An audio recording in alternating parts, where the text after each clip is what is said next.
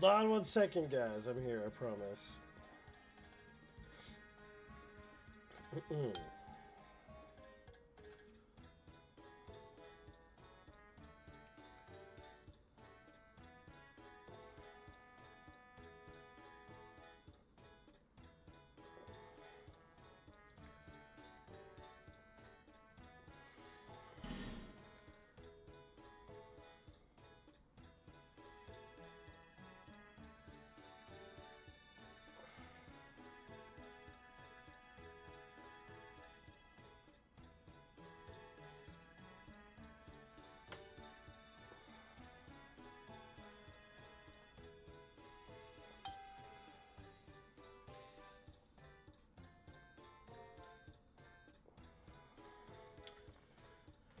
Ah.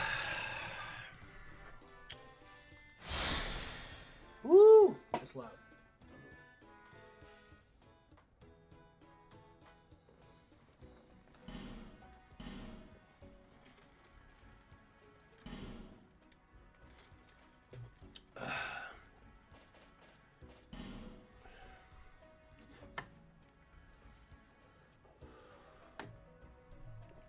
Welcome back to the Region Lock Permadeath No Death Run. Dark Souls 2, long ass run. Now that it's the new year.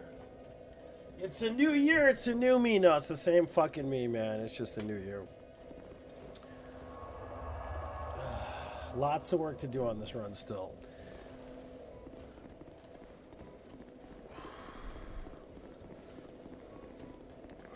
Region Lock Permadeath, all bosses and enemies, including DLC.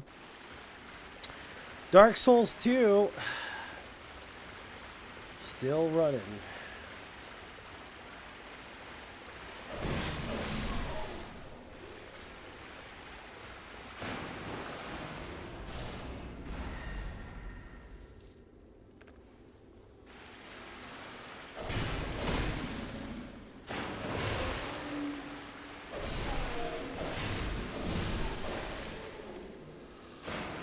What's up, Jane? Welcome back.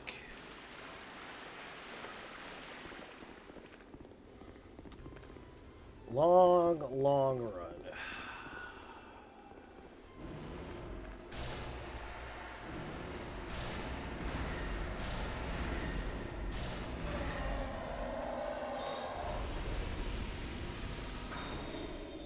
How am I doing? I'm doing good. I would rather not be running this run, but here we are.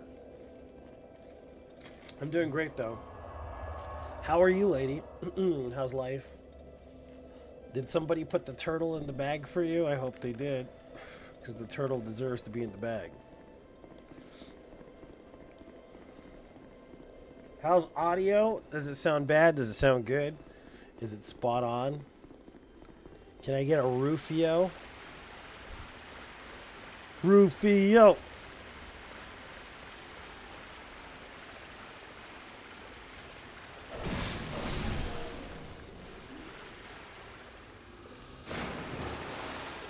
Can't remember much. Audio's good. Okay, yeah.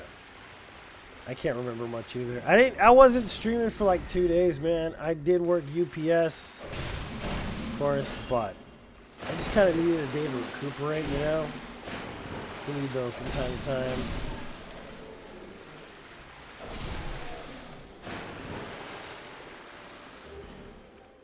Rufio, Rufio.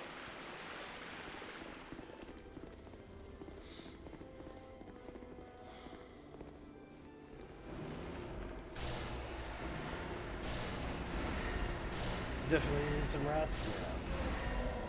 The problem with me resting is I always feel like I'm being lazy, which isn't true. Like sometimes you physically need rest, but for whatever reason, I always feel like I'm being lazy when I get some rest. It's just a normal function of the human body to need rest once in a while, you know?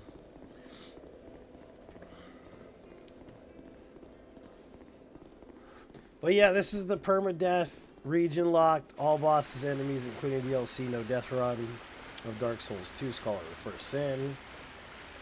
It's a long run. 12 cycles per enemy chain, which means we have to kill each enemy 12 times before we can progress.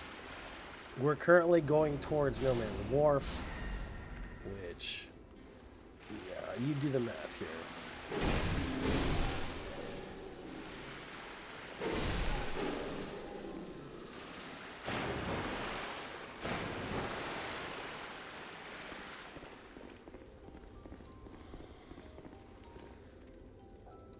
It's nice to be OP, just knocking shit out of the way.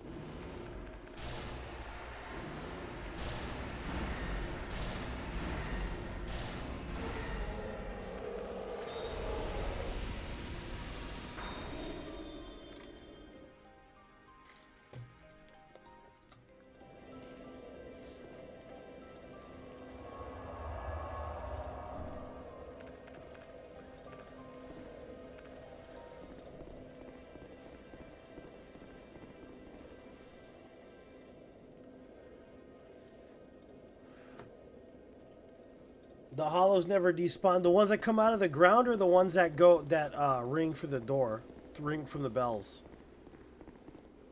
The ones that come out of the ground before the big bell towards Veldstadt, or are we talking about the ones that are just in the crypt?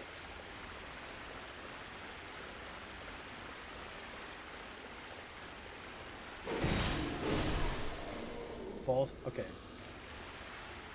It's a heck of a soul farm. Good to know. Yep, 12 times until everything's despawned.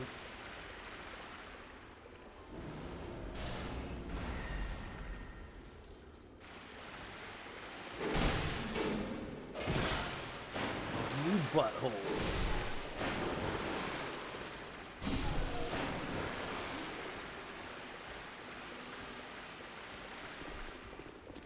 I'm gonna kill him 12 times anyways, though, just for good measure, you know? Because I has to say I did it at least.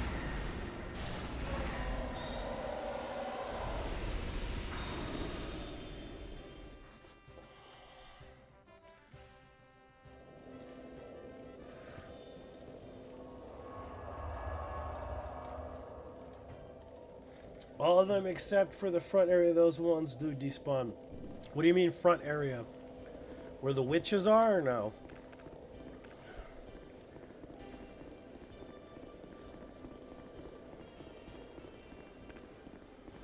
Oh yeah, the witches.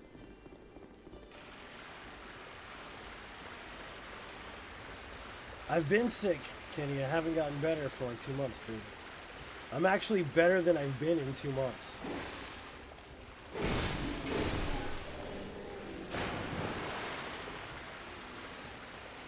It's the best health I've had in like 2 months.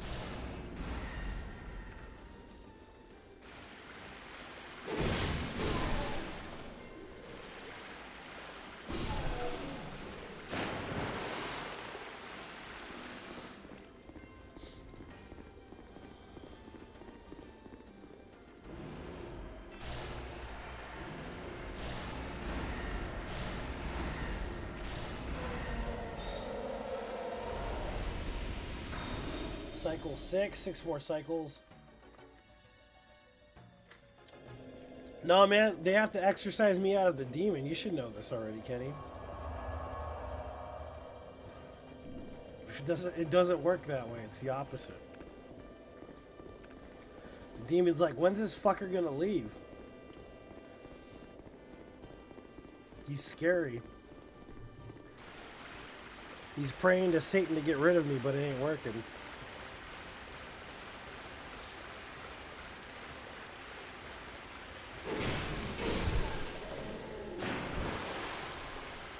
You're officially retired now? Woo! Congrats, dude. Hell yeah.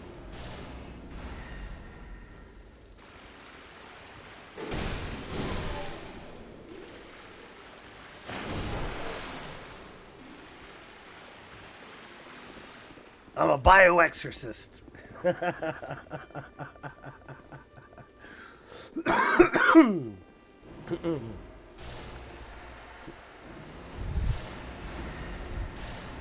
50 faint stones? Jesus, dude. That's good stuff, Jane.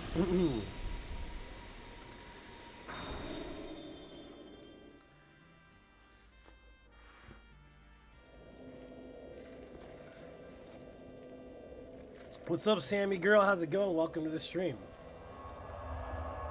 I just hung out with one of my best friends. I haven't seen in a minute. My friend Raven. She's cool, man. She's real cool. Chill as fuck. I hate her job, though. Her job drives her crazy.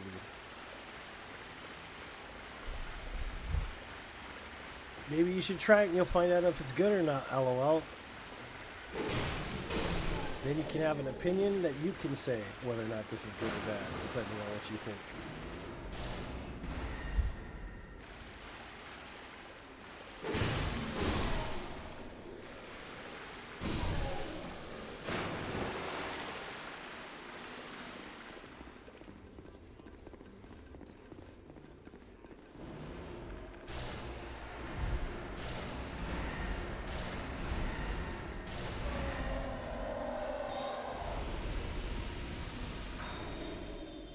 Cycle 8.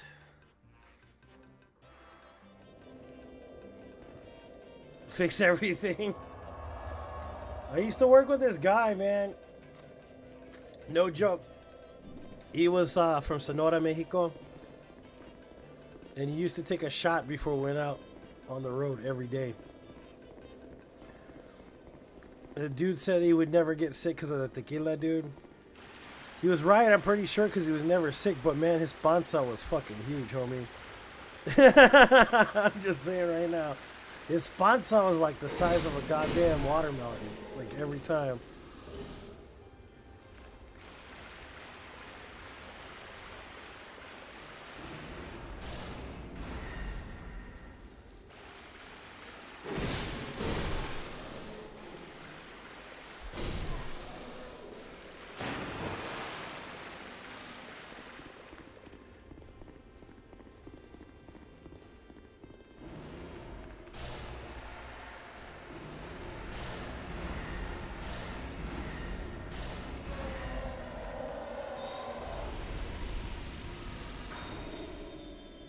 Cycle 9.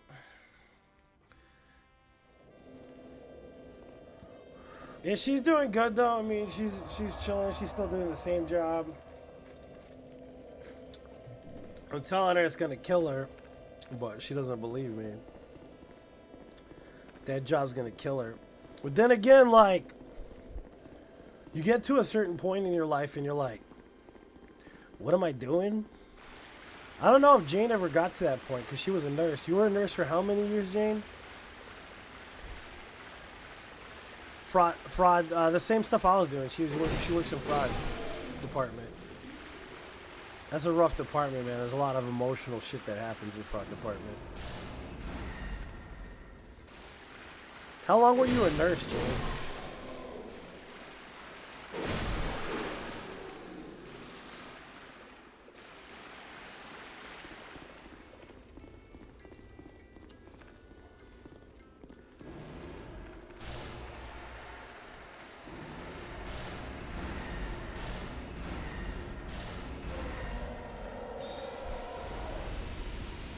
Years before disability retirement. Was there ever a point while you were being a nurse? Like, did you honestly go in there thinking, yeah, I want to be a nurse? Like, was it your dream to be a nurse? It's kind of a weird question to ask, right? But I really do have these questions. Were you like, yeah, I genuinely want to be a nurse. I'll go to nursing school, become a nurse. Was that how you got into nursing, or were you just trying to find a profession?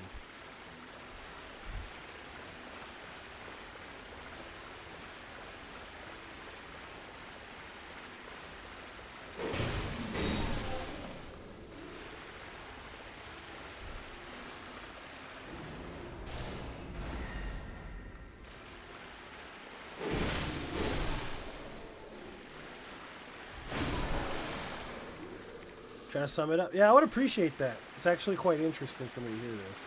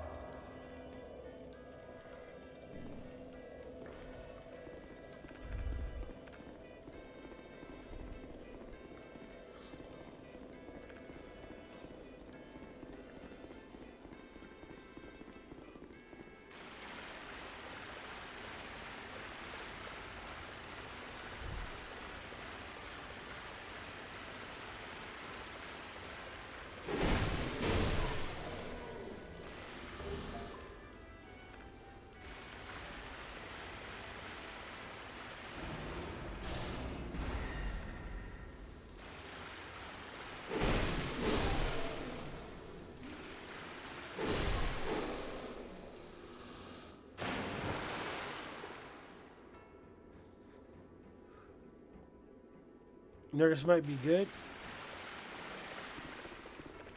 when you were in junior high. Okay.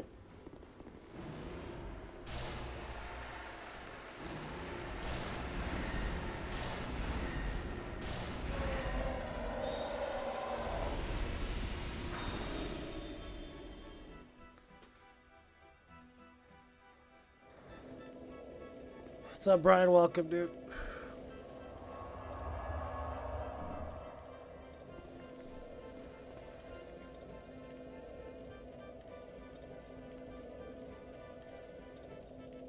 They had the nerve to discourage me, I think, because nurses were not in short supply.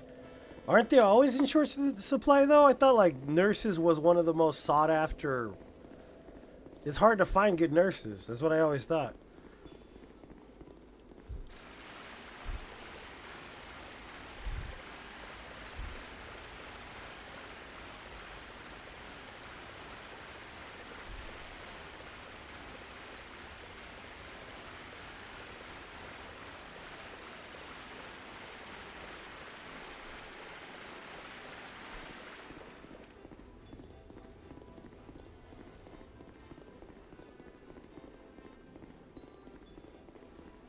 In the 1970s, there were plenty. Okay.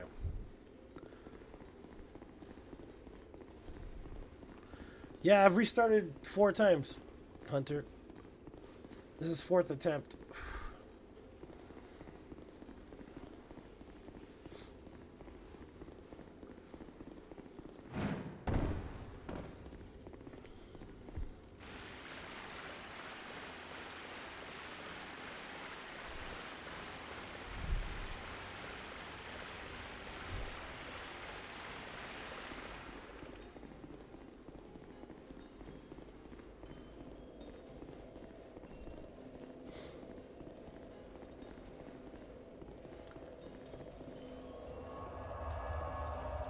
So they told you that there was too many nurses and that you shouldn't be a nurse. Is that basically what they said to you?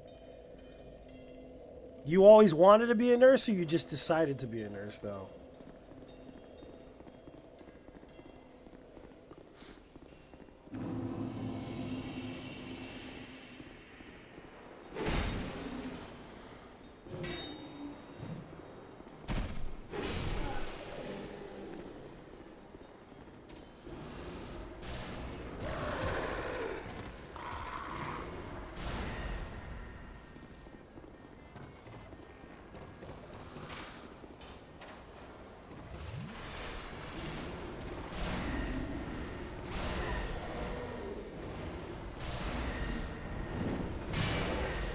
And I guess this is going to be better for them.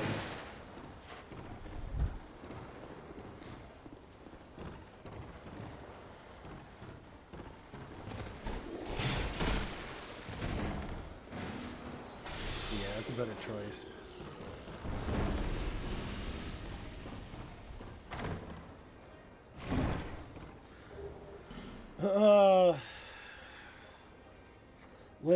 Went to Purdue for animal science, couldn't make a good career out of it.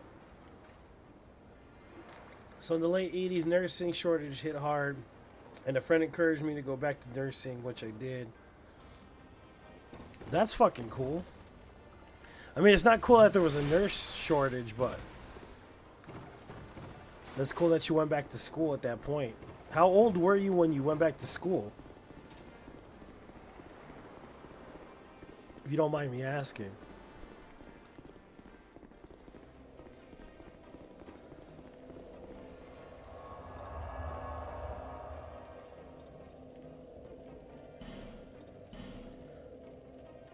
Always wanted to be a nurse. It's definitely helped that it was a great career with great benefits.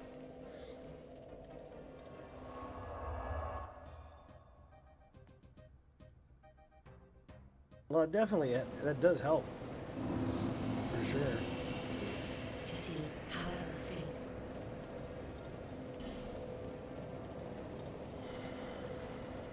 And that confidence and emotional stability when I was younger, going back to school 20 years old is perfect.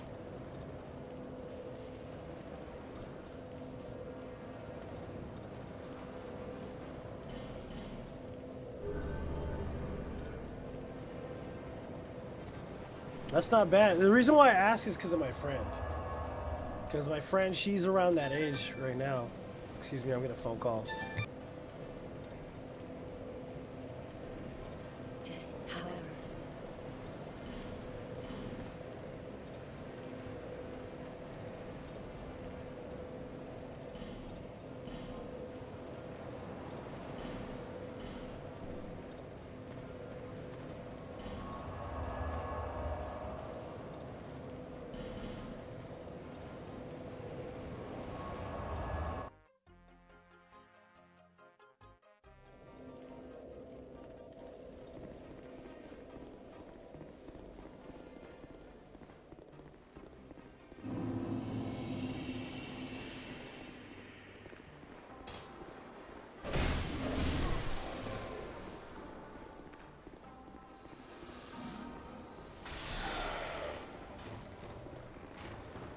My friend's around the same age, and she keeps talking because she's working at this fraud thing, and she doesn't like it. You know what I mean? And like, she feels like she's wasting her time. And that's why I'm telling her like she should probably try to get into something that she wants to do. You know what I mean? And that's why I'm saying, yeah, like, because nursing was the thing for you. You know what I mean? She needs something along that line for her. You know? And I kind of want to see her excel. You know, I don't want her to be stuck in a job she doesn't want to be in for the rest of her life.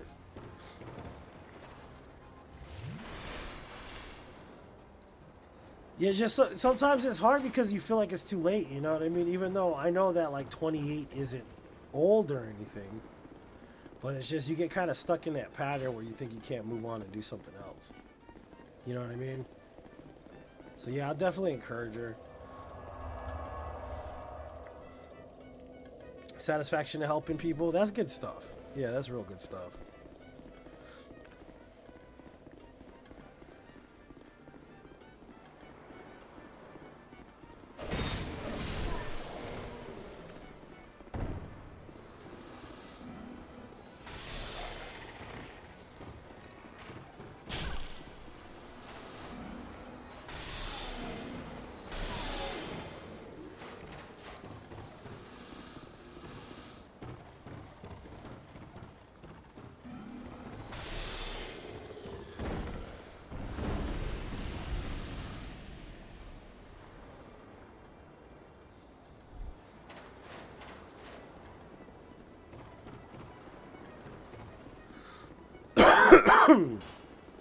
It's also because, like, she's in this situation where, like, I don't want to air out all her bad shit on stream, but she's been with this guy for, like, 5 years or something like that. He's in the Navy, but he never talks to her, never texts her, never calls her, never anything. Granted, of course, he's in the Navy and shit, but he doesn't respond to her, doesn't talk to her. She's just kind of, like, waiting there for him, and it kind of pisses me off because she's a good person. You know what I mean? Like, she deserves, like, a life that's manageable and she can make, you know, a comfortable living doing. And she's just kind of, like, wasting her time with this guy. And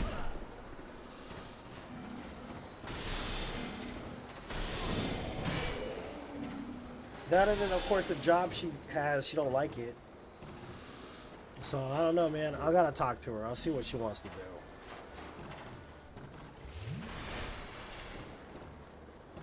35 years, but it paid the bills. Yeah. See, that's always the male perspective on it, though.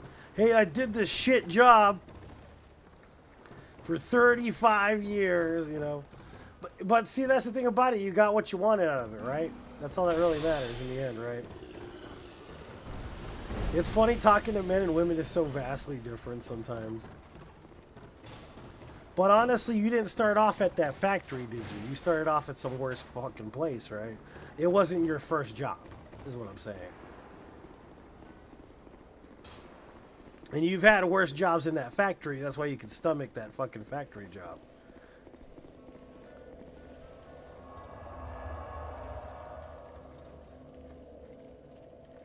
Yeah, that's what I was trying to explain to her, that he doesn't talk to her. Even when he has leave, he don't talk to her. And that when he comes to come get her, he's going to be the same way he is right now, which is basically not talking to her. You know what I mean? She's waiting on this guy. He's never going to change. It's always going to be the same shit. And he's like comfortable with her waiting and basically being left in the dark. And I'm just like, yeah, girl, you need to move on. This dude ain't gonna help you. Gonna make shit worse.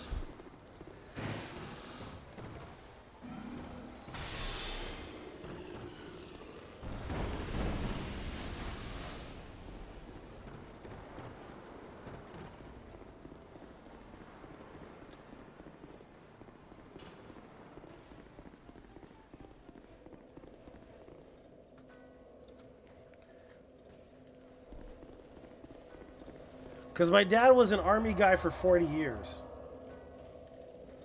He was in the army for 40 years. He did 3 tours. And whenever he had any kind of time whatsoever, he was messaging my mom. He was sending us letters. This dude isn't even at war. Doesn't talk to her. See what I'm saying here, man? That's a bad sign, you know? At least in my opinion, it's a bad sign, but...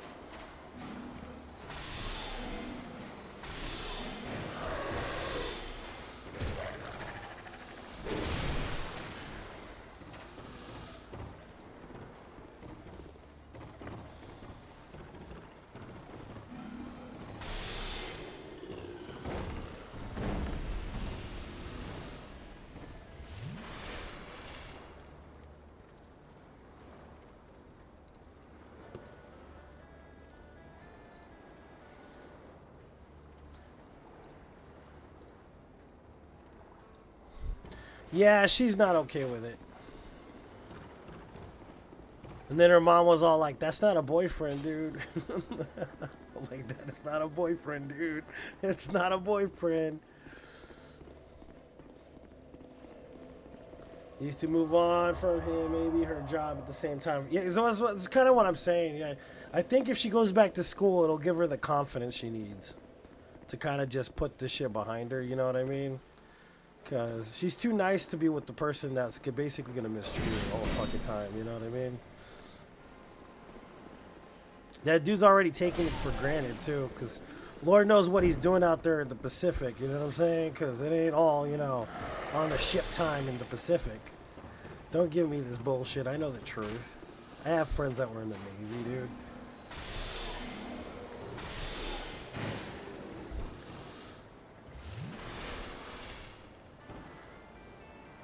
Never gonna change it. Yeah, exactly. He's probably already set in his ways, you know?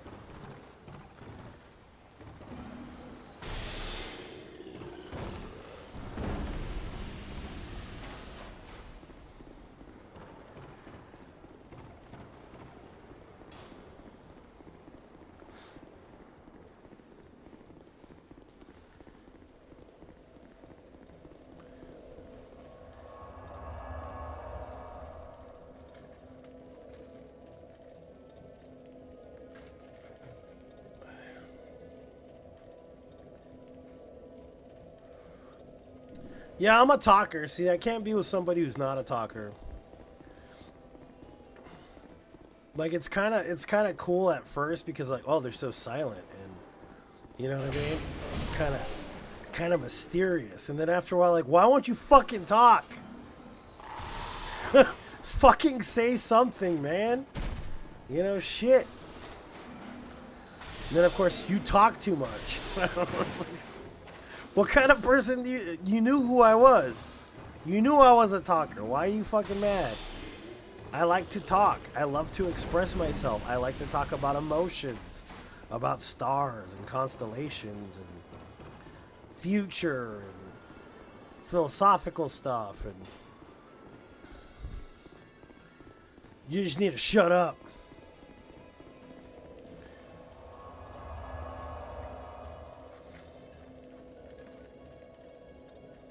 Yeah, that's why they're called love languages most of the time, right?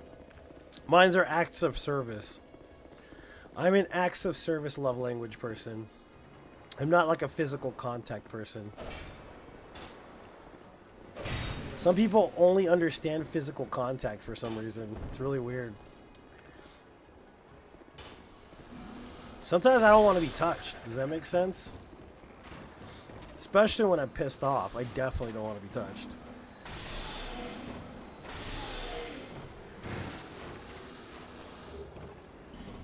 Compatibility, yeah, it is. But sometimes people don't need people. Like, I'm definitely okay by myself. You know what I mean? Like, I'm not, and I'm not trying to air out all this bad shit, but like my dad, he's kind of codependent. He needs somebody in his life. Always there with him. The companionship of it. Like, I don't need somebody there. Like, I don't need to be with anybody. I'm perfectly okay with functioning by myself. But some people absolutely, absolutely need to have someone with them at all times. You know what I mean? And that's why it's kind of one of those straining things when I find somebody and that we kind of end up in a situation, is because I'm okay with going off and doing my own thing. You know what I mean? It doesn't mean I won't communicate that I'm doing my own thing or anything. It's just I don't always have to have somebody right next to me constantly.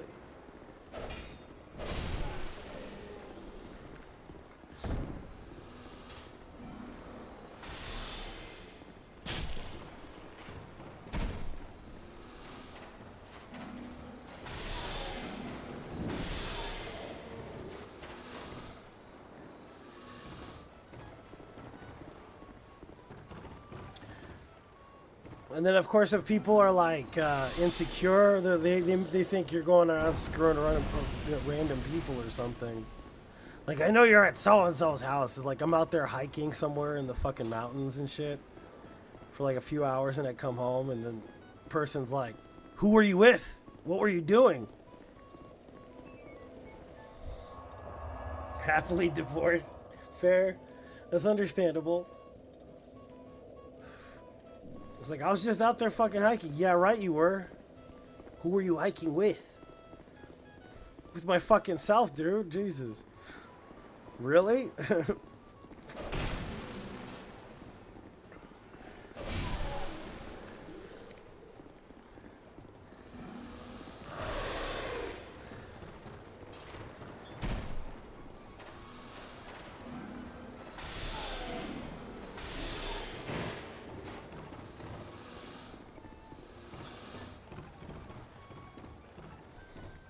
What's up, Mark? Welcome.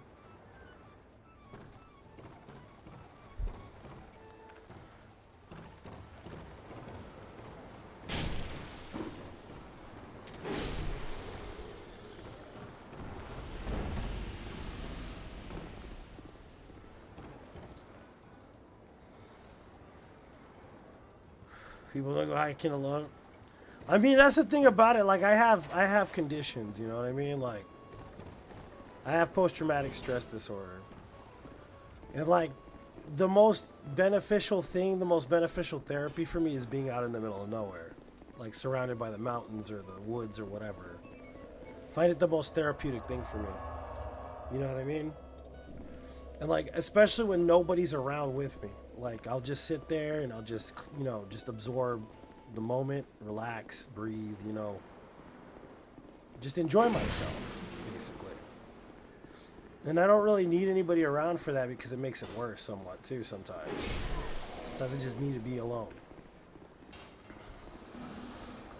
But like, there's people that I know that they can't do anything alone at all. Like, even if they're going to like the supermarket or whatever. And there's nothing wrong with that. If that's how you are, that's cool and everything, but it's just not how I am. I can't do that. I need to be alone sometimes.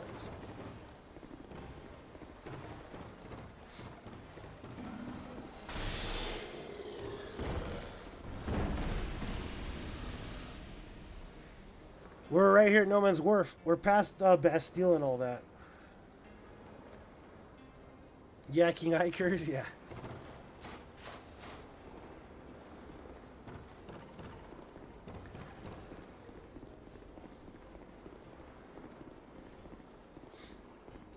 They say it's dangerous though, man, to go by yourself. They do say that.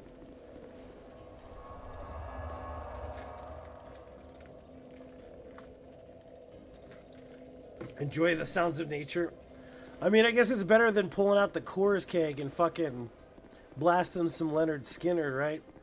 And jumping into the stream.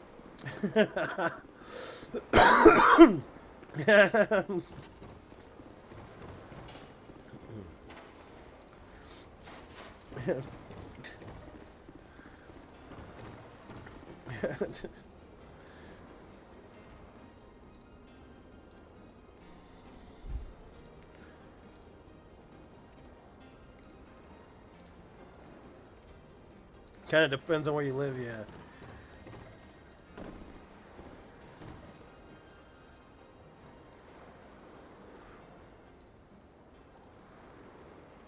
Either a hunter or hunted. I don't even think that's the case most of the time, but I've read some studies about serial murderers, and a lot of them do it in hiking areas and all that. It's kind of a weird, sick fascination I have, somewhat, but I've heard stories. Let's just put it that way. And I kind of get why people say it's not safe. I understand that, but sometimes I'd rather be alone, even if it is dangerous. Like, you know what I mean? Like, it's like you might go out there and get murdered by a guy, and it's like, yeah, but at least I'll find peace. You know? At least it'll be chill.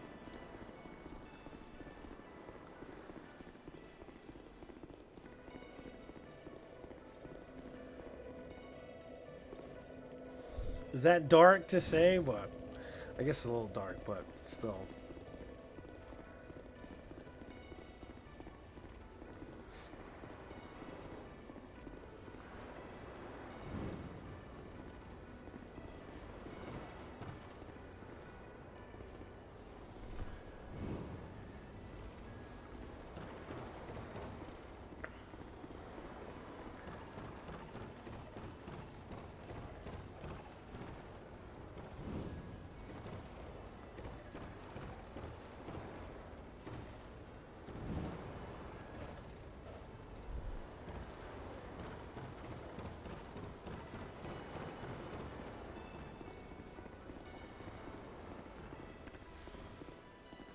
I guess I could just be using this.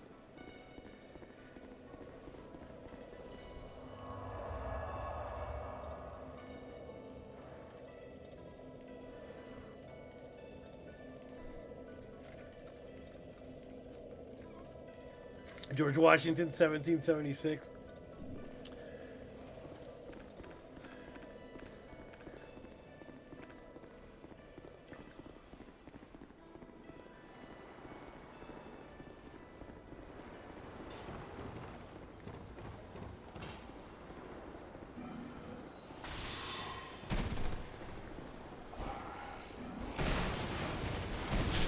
Come on.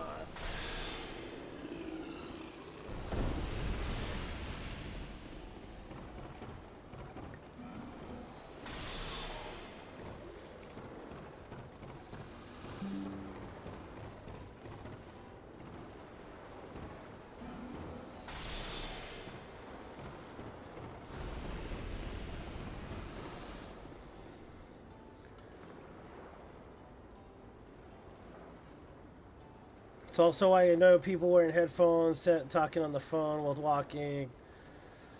Well, like there's this group of people I know, and I'm not gonna name names. They're ex-coworkers of mine, and they're not necessarily the best people in the world, but basically they're engaged. They got girlfriends, all this stuff. Nonetheless, there's a very popular hiking trail out here in Arizona, and most of the time they go out together to go to this hiking place. These two brothers or whatever, right? But it isn't for the reasons why their fiancés think they're going out there. They're going out there, they're bringing women they work with. Does that make sense? You understand what I'm saying here?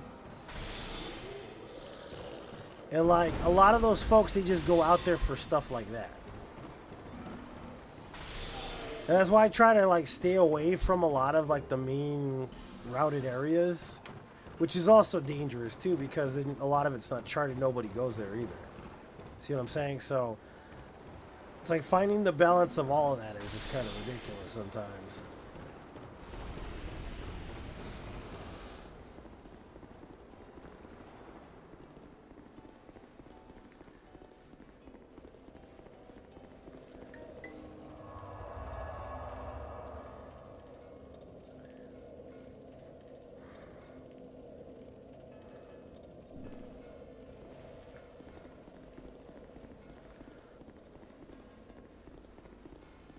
Yeah, because these kids are like mid-20s to their 30s, late 30s. And that's all they do is they go out there and it's like the beginning of a fucking horror film, you know? You know what I mean? They have it all set up, and then the masked fucking bandit knifer dude is, you know, watching them show up. And that kind of shit.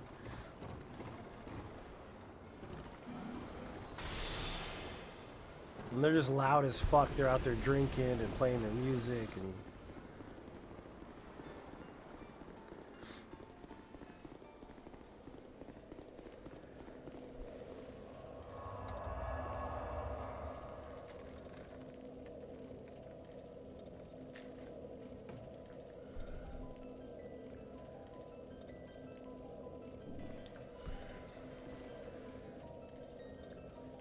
Blowing off steam. You sound like one of those people they interview in one of those movies.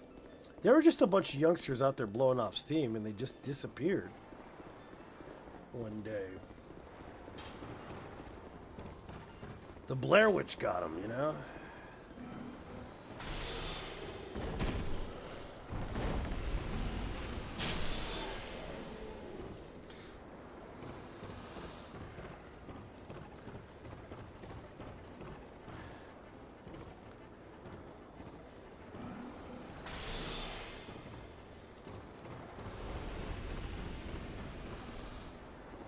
Sounds too people-y for me, yep. Exactly why I don't like it. That's why I try to stay away from the main areas like that. Because you get a lot of kids like that. They go up there and get drunk. You know what I mean? Still got all fingers for that grip claw. I don't do the grip claw, man. My hands are too fucked up to do anything, basically. What's up, Marius? Welcome. It's from the years of martial arts, torture, and fucking playing video games. My hands are just fucked for like the rest of my life. I'll give you an eagle claw if you'd like.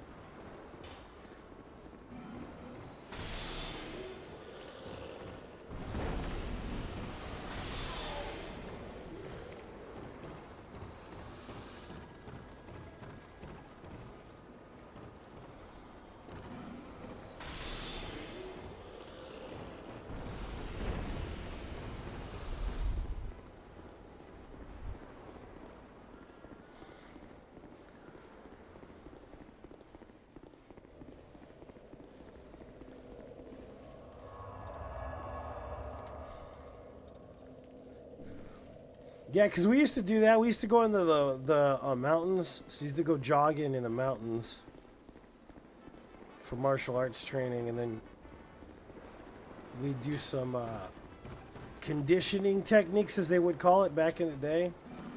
Sit out there and punch trees and shit in the wilderness out of nowhere for no reason at all. Fucking hitting them with hand strikes and kicking fucking trees and stuff in the middle of nowhere. Psychotic shit that doesn't make any fucking sense. Eventually your hands are like, you know what? Fuck off, dude. Is arthritic yet? Because when I started training, I started with traditional Japanese martial arts. Yeah, Shaded Woods. Started with traditional Japanese Shotokan, and then I got into Kyokushin karate. Kyokushin is very well known for its I don't know how to put it, psychoticism. I really don't know how else to put it. You have to be a sicko basically to train in Kyokushin. It's old school. And I don't know way that makes any fucking sense, but still. Kyokushin is actually a derivative of traditional Japanese karate, which was actually created by a Korean, which is hilarious to think about because a lot of people were real mad about that one for a while. Masoyama. Masoyama wasn't known as Masayama until he became a Japanese citizen. This guy was obsessed with Muramoto Musashi. If you're familiar with Musashi, you know his deal. Musashi was the most winningest swordsman who ever lived, right? Won all these bouts, didn't die. Won all these different battles, didn't die, right? But he always had this giant myth about him where he used to go to these mountains, right? And he would go jogging up the mountains carrying logs and shit, right? So Masoyama's like, you know what? That's how I'm going to do it. That's how I'm going to make my pilgrimage. You know, so that's what he started doing. He started going up this mountain, fucking hiking, fucking running up this barefoot ass motherfucker running up the side of a mountain. Okay? And then what he would do is he would go and he'd fucking smash rocks and stones with his bare fucking hands and his feet. And that's where that whole lineage of shit came from in Kyokushin Karate. So basically that's how you train. You run up the mountain, you punch rocks, you punch fucking trees like a psychopath, screaming your head off all day. And that's traditional Japanese martial arts at its finest. Did that for years, just punching rocks and trees and shit. All crazy like a psycho. And then when I was about 12, 13 years old, that's when I got into like boxing. You know, I got really heavy into boxing. Boxing is my favorite sport of all time. I love boxing. 1990s. So anything between like literally 1969 to 1999 in the era of boxing was absolutely great. Amazing. Spectacular. You know what I mean? So I was obsessed with boxing from an early age. Loved all the boxers and fighters I saw growing up, you know. Loved Sugar Ray. Loved fucking, you know, any of them, man. You know, they're all good. What do you call it? Marvelous Marvin Hagler, George Foreman. You know, like I love all of them. Love all the boxers. All of them. Even Holyfield, you know, like, wanted to be like that. Wanted to be like those guys eventually. So I kind of just gave up on the traditional martial arts stuff for a little bit. Started training in boxing. Still running up them hills, though. Still walking up them mountains all psychotic and shit, but no more punching trees and shit, you know?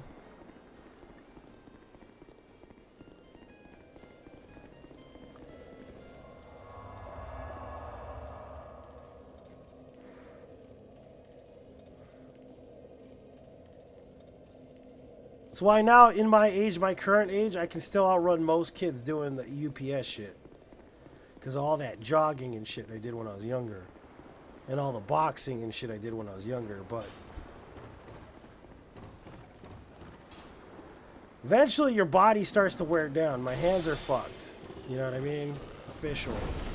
I can play video games like an MF, but whenever I gotta pull out my, you know, my card to pay for my Starbucks, it takes me like 4 minutes to do it.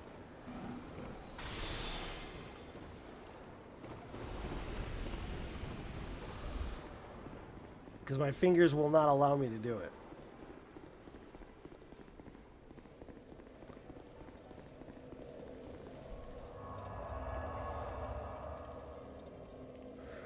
Barefoot, I've done it barefoot. It's not a good idea, Daniel. I've done it. You just don't do it. You get all these blisters and thorns and shit in your foot. Unless you're conditioned to do it, which I'm not anymore.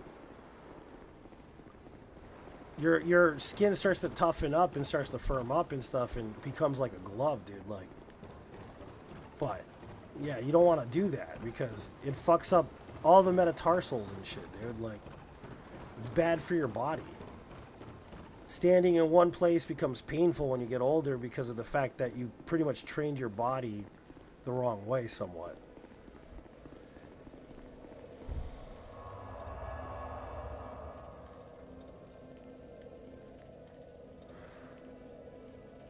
Yeah, because I'll be on a route and I'll deliver 200 packages nonstop. And they'll have a guy that's like 20 years younger than me. He's like, dude, I don't know how the fuck you're still going.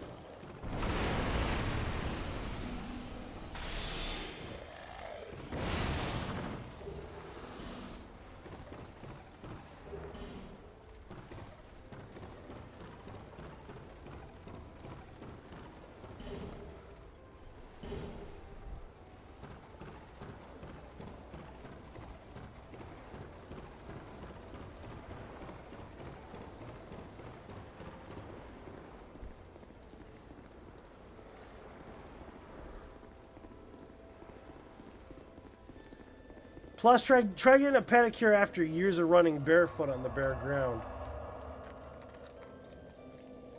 They're just gonna laugh at you and kick you out of the goddamn the spa. They're gonna be like, dude, we can't do shit for you.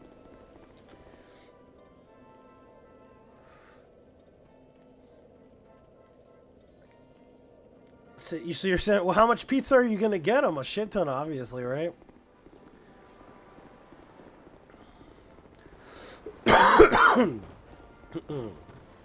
Yeah, if you go running barefoot like throughout most of your youth and then you decide you want to go get a pedicure, good luck, dude. They're just gonna laugh at you, kick your ass out. Why'd you even come, dude? Seriously.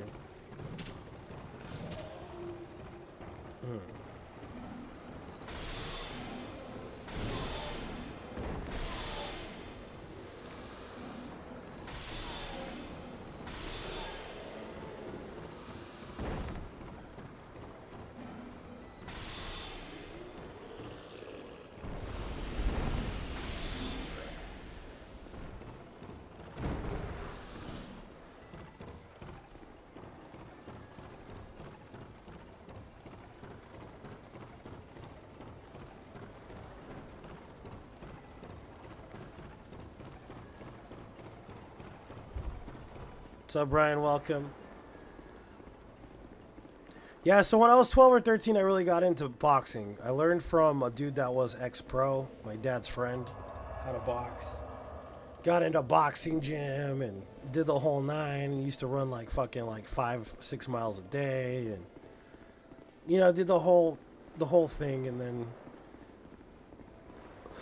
I kind of got into traditional Chinese martial arts back then.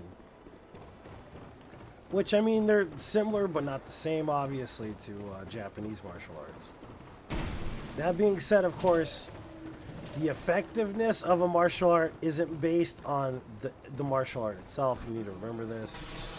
People tend to have these really weird discussions about martial arts that don't really make any sense. There's a lot of mysticism wrapped up in it. You gotta understand that just because there's mysticism in it doesn't make any of that mysticism accurate whatsoever. Okay? You know, a lot of people watch like Kung Fu, you know, the freaking TV show, or like, you know, watch the old Shaolin movies or some shit, and the Wire Fu movies. They're gonna be able to do all that crap, and it's not even the case. And most of it isn't even all that effective either, depending on what you're learning either, because you get a lot of traditional shit that shouldn't even exist anymore. It doesn't belong in this world.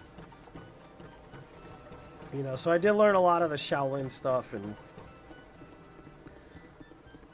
it really just comes down to whatever works, really. You know what I mean? Not that anything is any less effective than anything else. It just depends on who's using it and why they're using it. You know, so there's always this grand debate, you know, about which is the most effective martial art. You know, a lot of the heated martial artists dudes will get into that debate with you, though. They'd be like, oh, well, this isn't very effective on the street, and they're not wrong, you know, per se, but it's just a lot of it's ego, man. A lot of it isn't even really like the truth. Nothing is all that effective unless you're using it for the right reasons. Some of the shit isn't even effective at all. It just depends on what's happening. You know what I mean? That's why it's like better just not even to fight anybody, because then you don't have to worry about using any of it at all.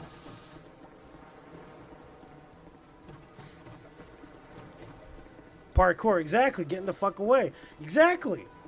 Especially in this day and age when everybody's got a weapon on them, you know, it's like...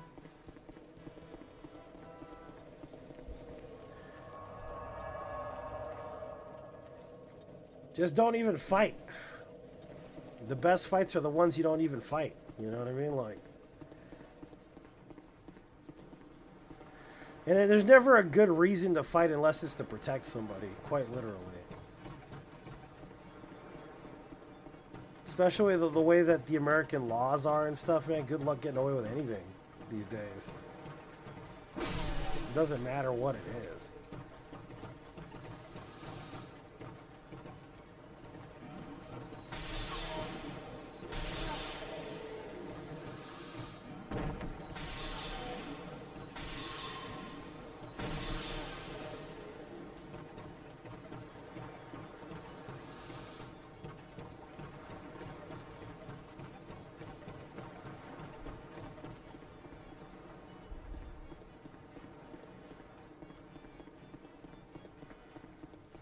But you always end up meeting those people, like, and that I've met a lot of them on my journey in the martial arts realm.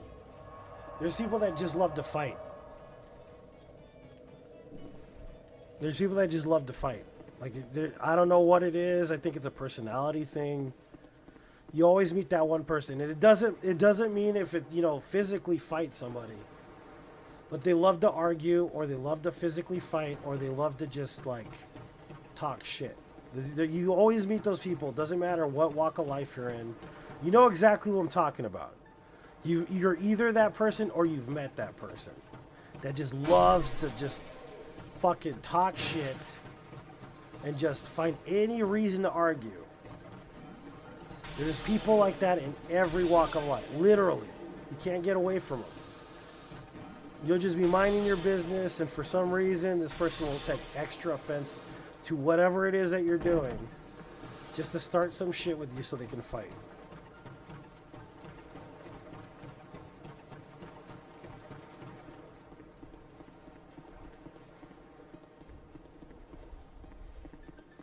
You don't like to argue? That's fair. That happens too. But you know what I'm talking about, man. You've always met that person. You know which person I'm talking about. Like, they could be a family member, a relative, your lover, it doesn't matter. You're in public, they start a fight with a random stranger. For no reason at all. They don't even know. They've never met this person. Never seen them before that day. Just loves to start shit with people. For whatever reason.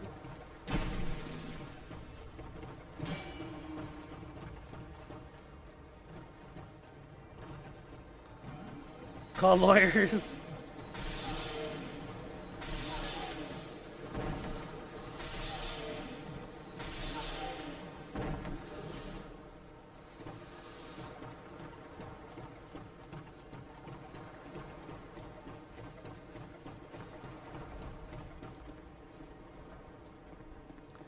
Just for angry for no... Exactly, man.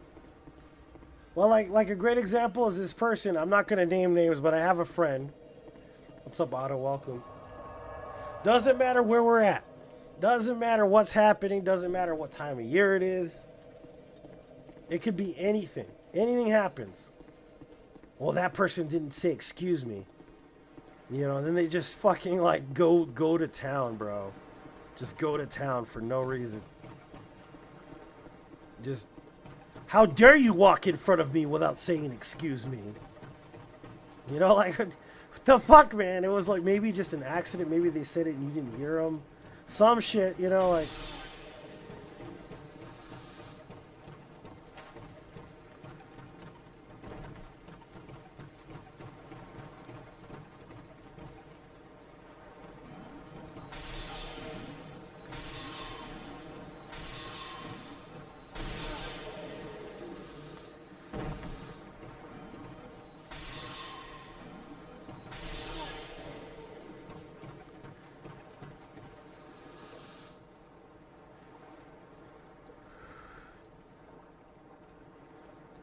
You know what I'm talking about? Like this random ass person, like behind the register, is having a shitty day and they're kind of an asshole. And then that person gets in line, that other person I'm talking about. That one person's like, she was a bitch to me while she was ringing me up. How dare she?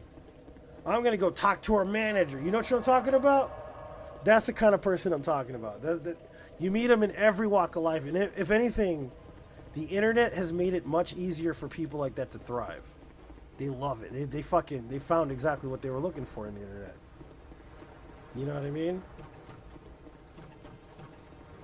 There's no reason at all they should be acting like that, but they act like that with everybody they meet.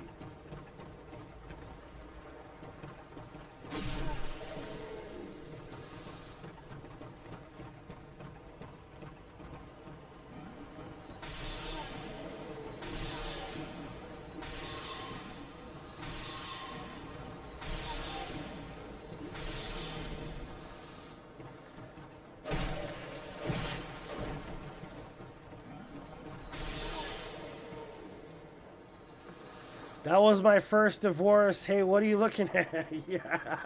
Yep. They're always like it. Every detail, everything's a personal offense to them. You know, like they did it on purpose because they hate me. It's like they don't even know you, man. You're just a face in the crowd, dude. They hate me. There's something about me they hate. It's like, dude, you are psychotic. It's that one friend you can't take it to the bar ever because they're always getting in a bar fight. You ever have those kind of people? Now I'll get them right now a little bit, Davey. They'll be there. Don't worry, man. They get like too much whiskey or something in them, and they're looking for a bar fight after a few shots. You know what I'm talking about, man? Yeah, that's what I'm saying. I don't get along with people like that. I usually try to stay away from people like that. I'm trying to stay away from danger. You know what I mean?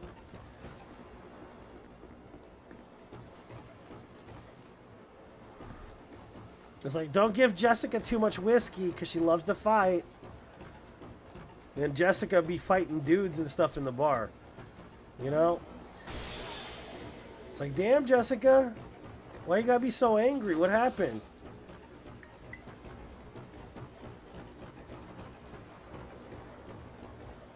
My Etsy order didn't go through in 1995, you know?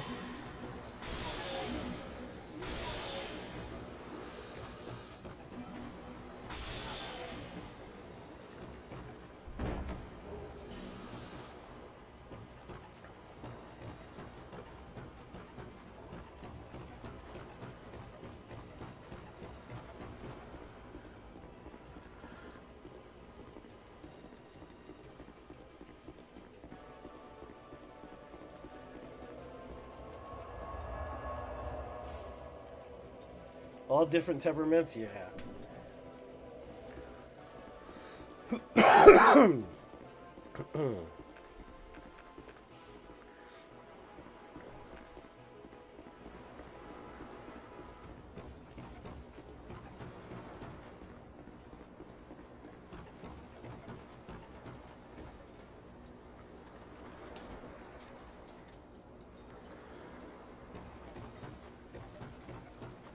There are two things I always try to avoid when I go out. The first thing I try to avoid is conflict. The second thing I try to avoid is getting arrested for no reason. I know this sounds crazy, but if you know who I am and how I've looked and how I was raised and all the stuff that I've been through, you understand why I say this. Getting arrested for no reason is a very, very valid fear of mine. So I try to stay under the radar with a lot of shit.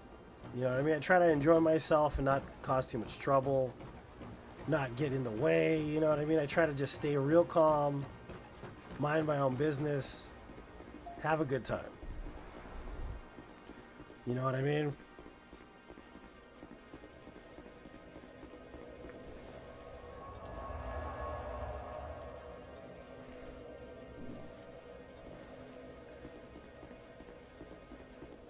But like you meet some people and you kind of give them a chance, and sometimes it's like the worst idea you ever had.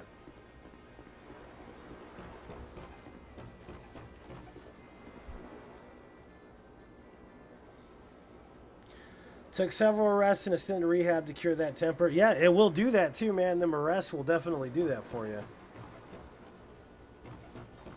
It definitely ain't fucking 1979 anymore. You know what I mean? You'd get away with some bullshit public fighting crap in the 1970s. Nowadays, you can't do none of that shit. That's instant. It's time for jail, you know? Like,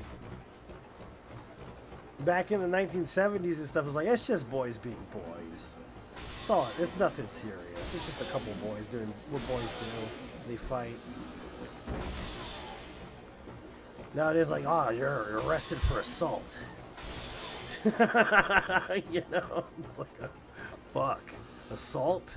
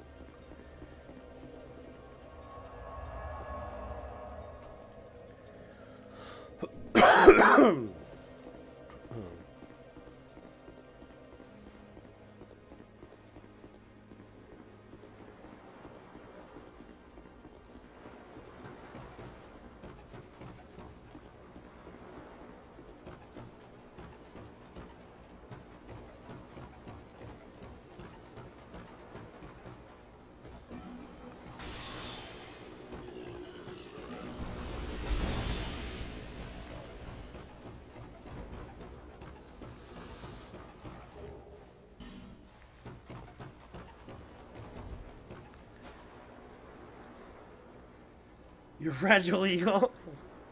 Right.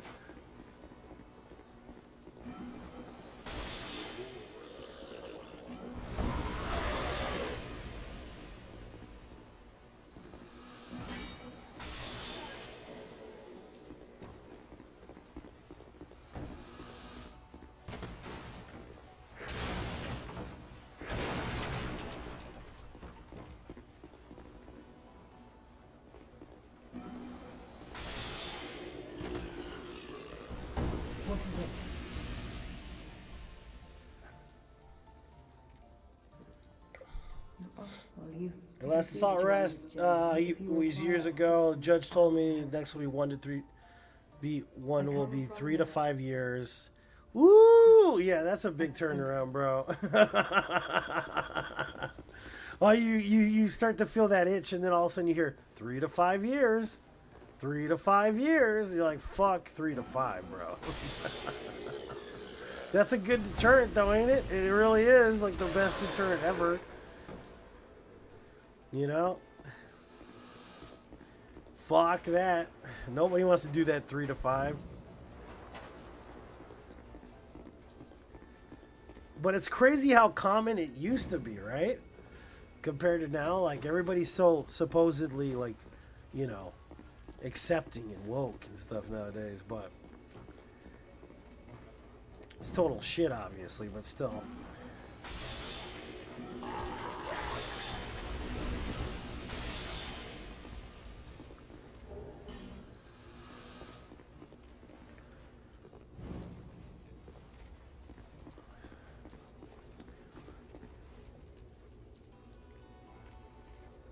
No, this is Ciri from The Witcher.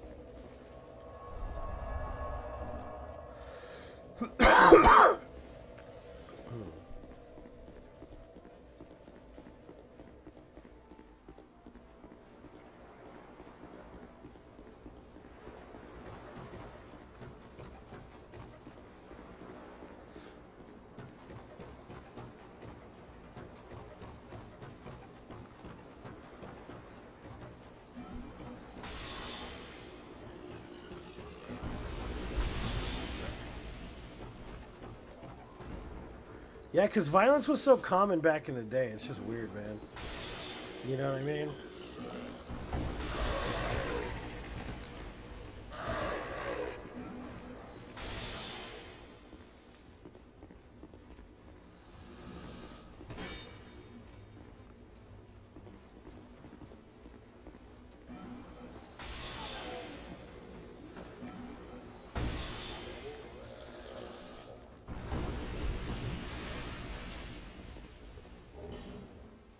School fights, that's another thing I talk about sometimes. School fights are interesting subject matter because when I was a kid, they didn't care if you fought in school. Now everybody's like really like afraid for public safety because of it. When I was in high school, fights would just happen. There would just be people that decided one day we're going to fight, and they would just go fighting, and they would fight in the middle of the classroom, they would fight in the gymnasium, they would fight anywhere, they would just fight. Just decide to fight, and they would fight.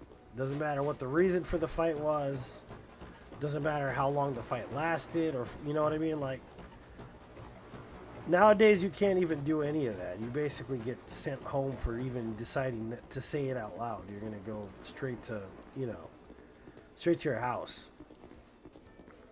When I was a kid, though, everybody was fighting. Everybody.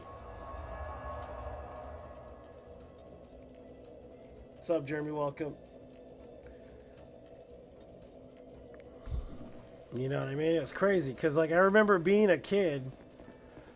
From the time I was literally in kindergarten till the time I was fucking past high school, everybody was fighting all the time. It's weird. It's a weird thing to remember, but it was so common, dude. Like, everybody was fighting all the time.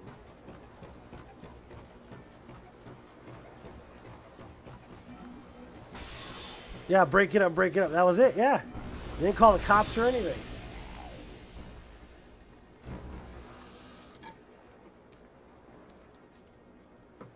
I'm not saying it was better, it's just weird to think about. Isn't it weird to think about just a little bit? How common it was? It's fucking common, dude. Like, everybody was fighting all the time.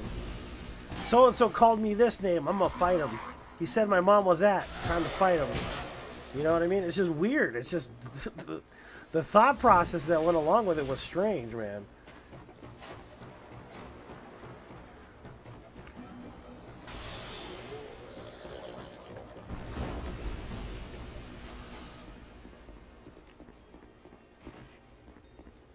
Where'd the dog go?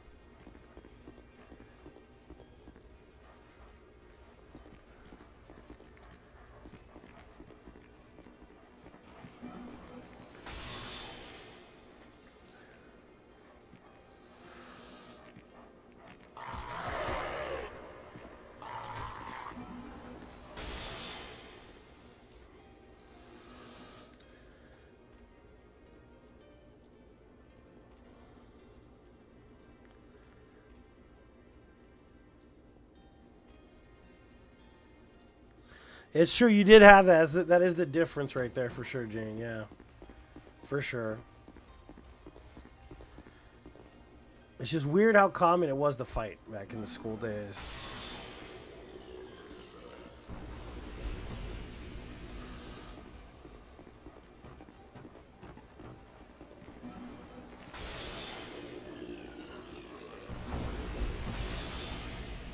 The most violent fight I've ever seen is actually between two girls, believe it or not.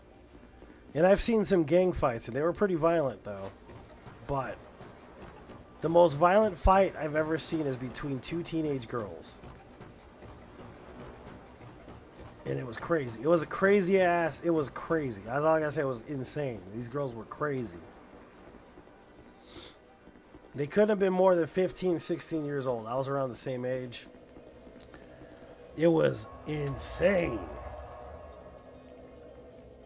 So I'm sitting in this chair, and I think it was math class. I can't remember. We were in math, I think. And this girl sitting next to me, okay? Little redhead girl. Couldn't have been more than 15, 16 years old. She's staring at this other girl across the damn classroom. And I'm sitting there, and they're just staring at each other. And I'm just like, okay. I don't know why you guys are looking at each other, but whatever, right? So I'm just sitting there, minding my own business, doing my stupid-ass math homework, which I fucking hate. I hated math. Because I guess we were doing some extra homework shit because we had time off of class or whatever. So I was finishing some homework. And the girl gets up across from, the one that's across from us, she gets up, right? And the girl that's sitting next to me, she gets up and she's like, what, you want to do something about it?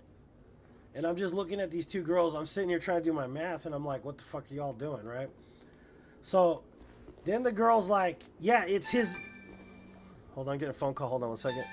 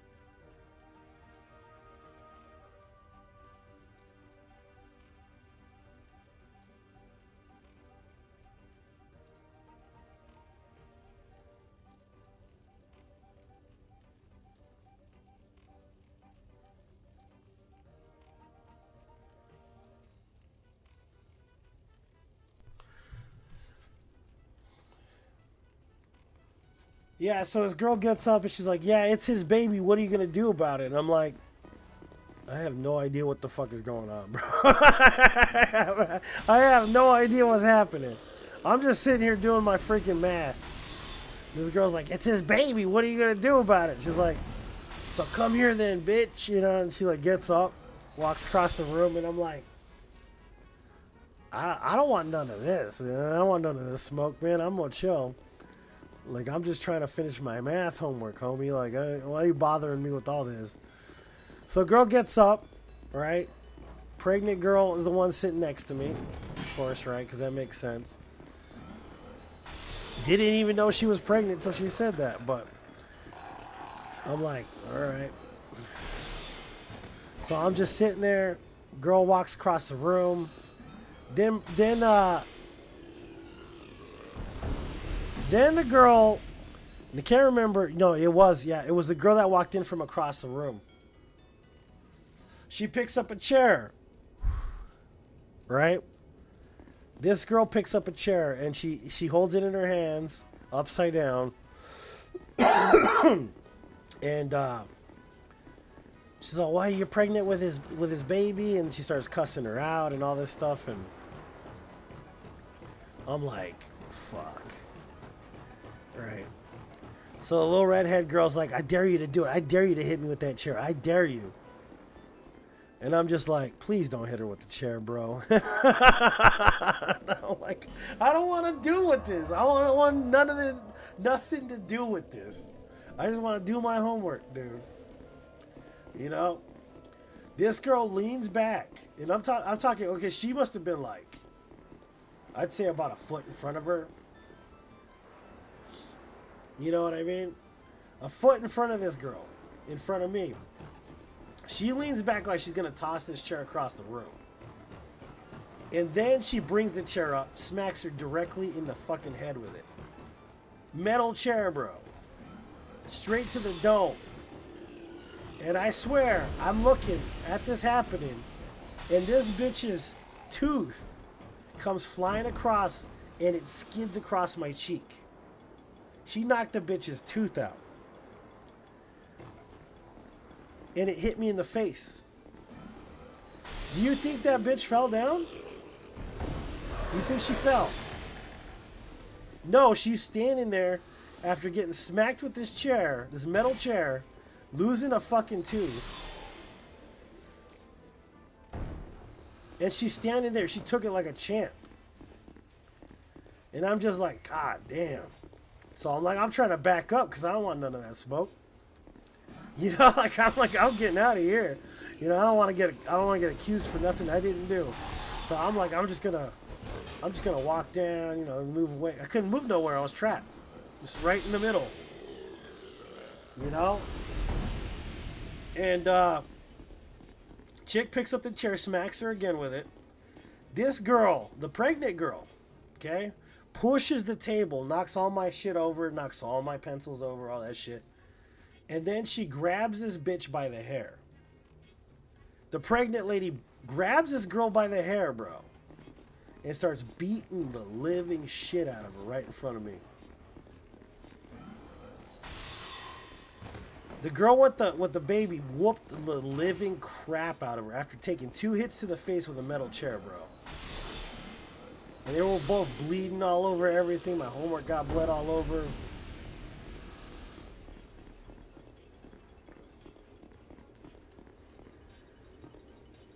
And then the teacher comes in, you know, they call the principal. The teacher can't stand between them because, I mean, she's this little lady, you know. And the principal comes in, not with a cop, just the principal.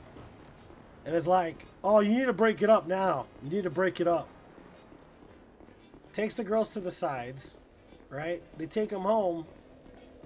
And I'm not shitting you, dude. The next day, they're both there in the same motherfucking class, like nothing happened.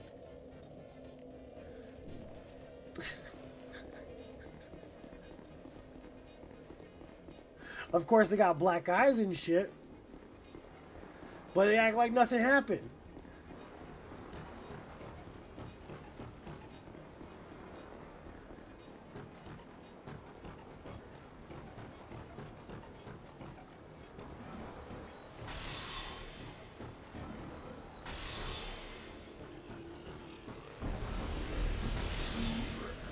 So we just finished out the school year like that, like nothing happened.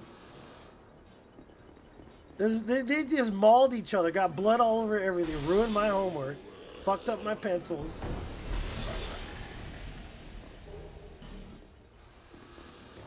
And then the next day, nothing happened.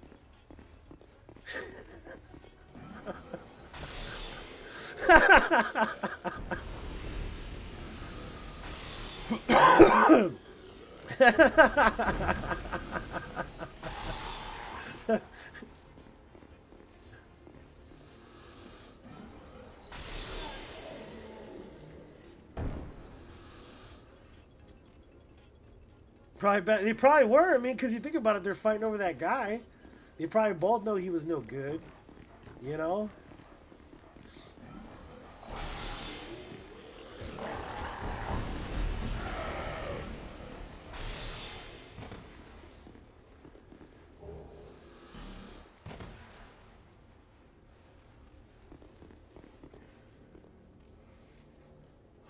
But it's just crazy to think about how casual it all was back in the day. That's what I'm saying. That's the weird part. It's not even the fact that they fought. It's the fact that it was so casual. You know, like nobody cared, bro. It was just like, it was brutal as all hell too. I mean, it was vicious.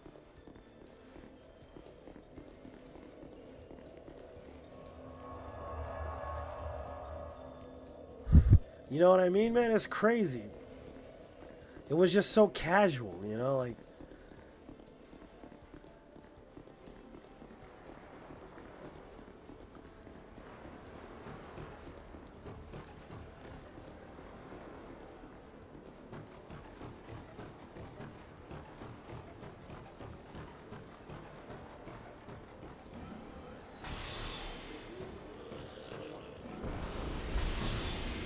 Been arrested, court cases, mental evaluations, probation officer. Exactly what I mean, dude.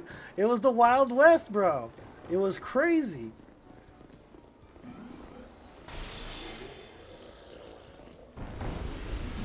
And I guess it's kind of strange because, like, I look at the way, like, the world's set up now.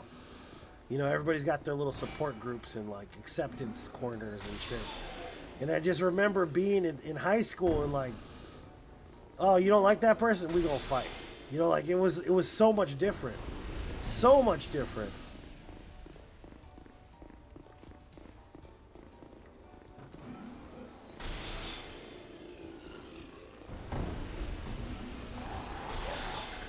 Doesn't mean it was right or wrong or anything. It was just a different thing, man. That was a different life. You know what I'm saying?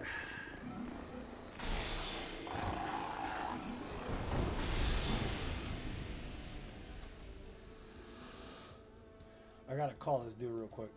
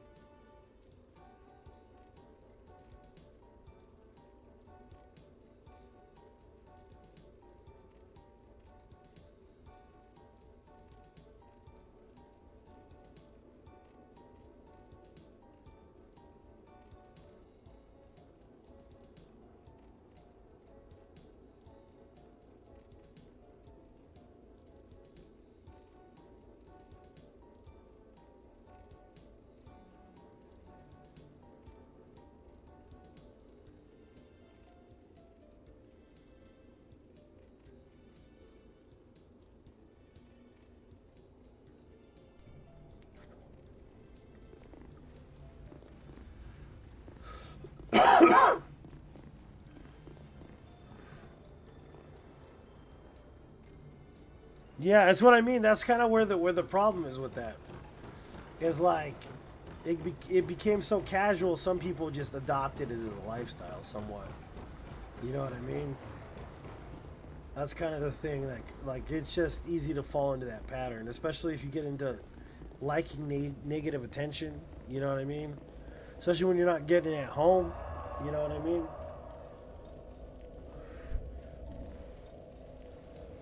The world went soft, man. I don't know if I grew it. I just think it's crazy, man.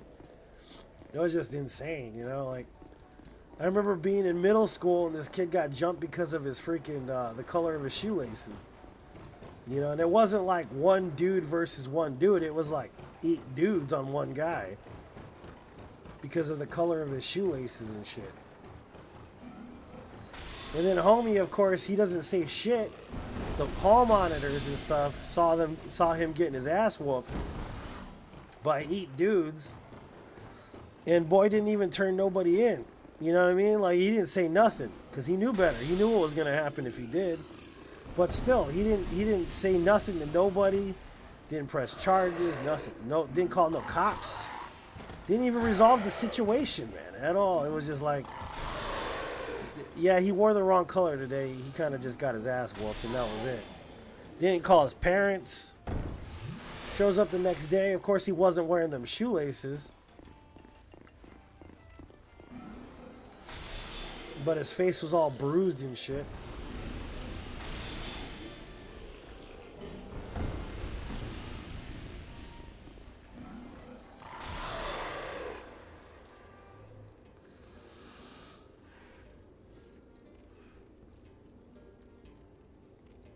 Yeah, of course he did, but I mean, just the amount of brutality over shoelaces, bro. Like, it's just like, for real, you know? Like, come on, the fucking shoelaces, dude.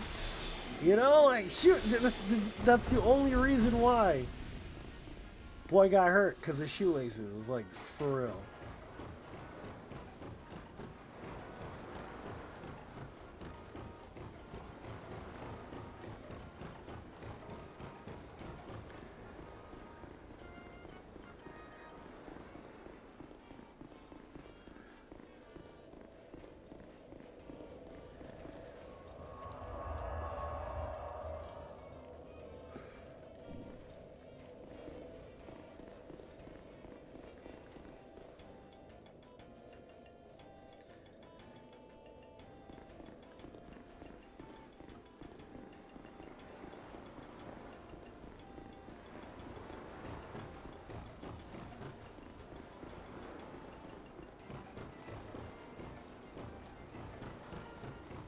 It's just weird, man, to wake up, you know, after remembering all that. Like, after years of being, you know, in a situation where that was the constant on the news.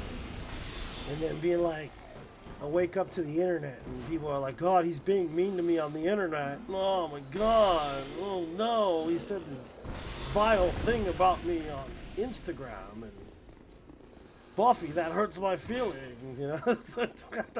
I saw a kid get beat up because of the color of his shoelaces, dude. You see what I'm saying here? This is exactly what I'm talking about. It's just a weird world I live in now. It's just completely different. Oh my God, you know, like, you said my sweater was pink, but it's actually hot pink. How dare you? It's like, dude, for real. Okay, alright. Whatever.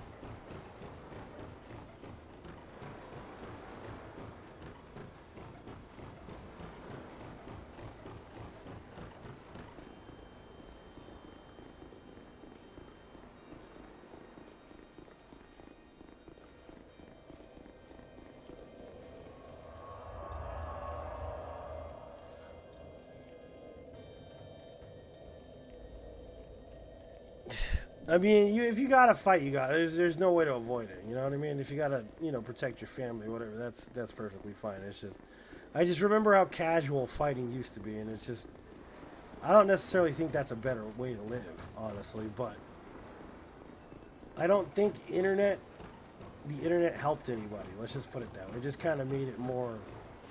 I don't know how to put the. What would I say? I wouldn't say that it made everybody less hardcore or whatever. I just feel like the internet takes precedence over like daily life nowadays. You know what I mean? Like, too much precedence. Like, what people say on the internet takes too much precedence.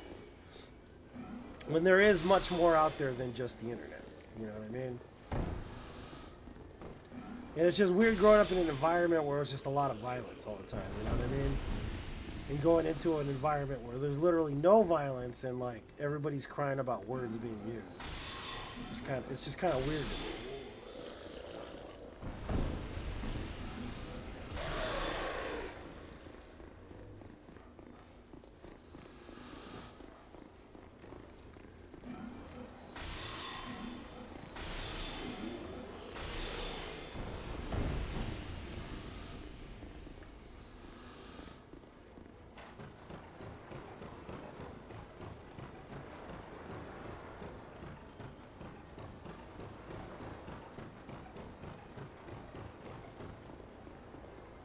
It's Glee's fault.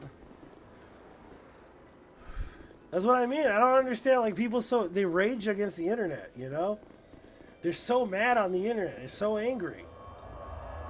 But it's like, I mean, that's not real life. It's not. It's not real life, dude. It's not. It's just not. You know.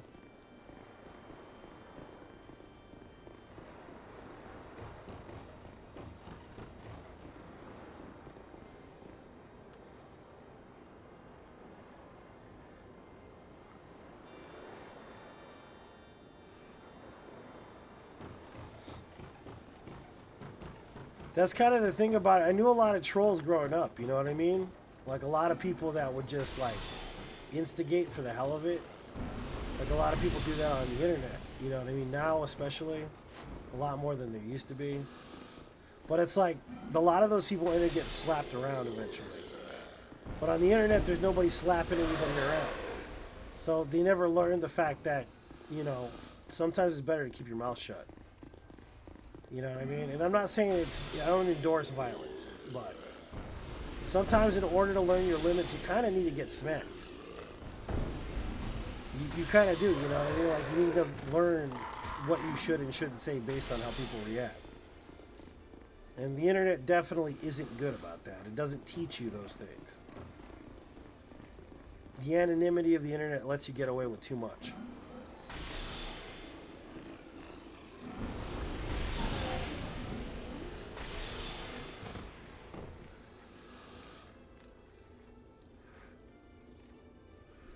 Yeah, you couldn't. You bet you couldn't say. Yeah, because in the hood, man, if you said something, you better be backing it up. Because if not, you're not walking away. You ain't walking away from it. And if you are walking away, believe me, you're gonna be walking like you rode a horse for like 4 days.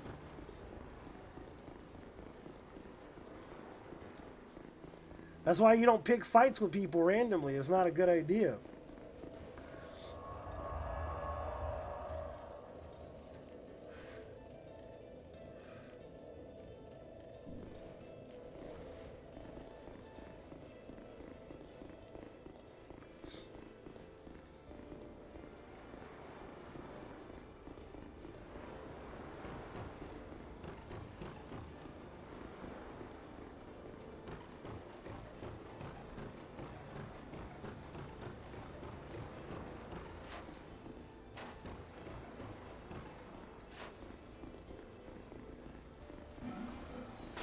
The other thing too is like they besmirch the whole, you know, perennial like harshness. I'm not, you know what I'm referring to when I say this. When I was a kid, there were things you didn't say to your parents. Doesn't matter what it is, okay?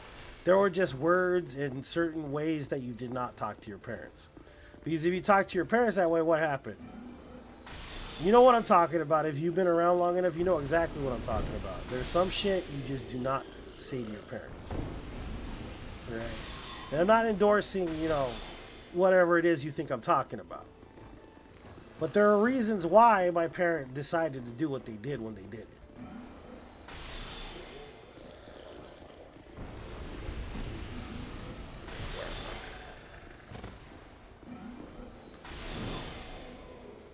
Exactly. You understand exactly. Yup. Things you just don't say to your grandma, things you don't say to your grandpa, things you don't say to your parents. You know what I'm talking about?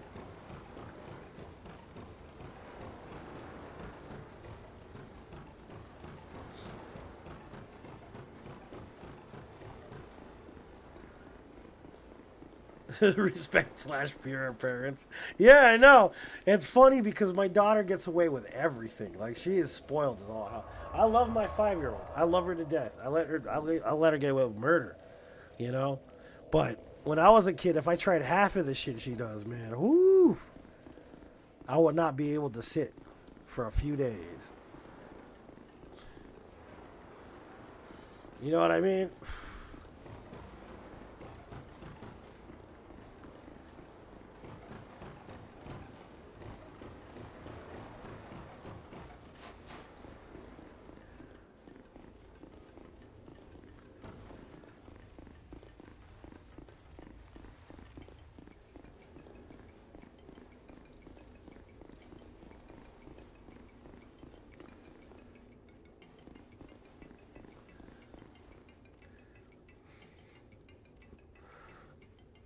You only said it once. Yeah. You didn't need to say it more than once, dude. Yeah, Dave, for sure. What did you say to me? That's my favorite. What is it you just said to me? Say it again. Say it again. Mom, I was just kidding, Mom. No, I was just kidding, Mom. I was just kidding. Like hell you were just kidding. Come over here. No. Get your ass over here. She pulls off the fucking chancla, bro. Woo! It was coming. You know what I mean? It was coming. You know what I'm talking about, man.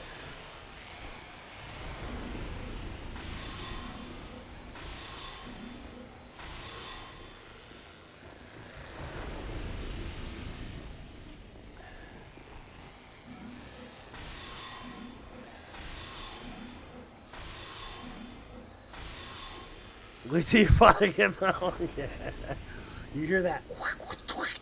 The thwack. The thwack noise. I was just kidding, Mom. I wasn't serious.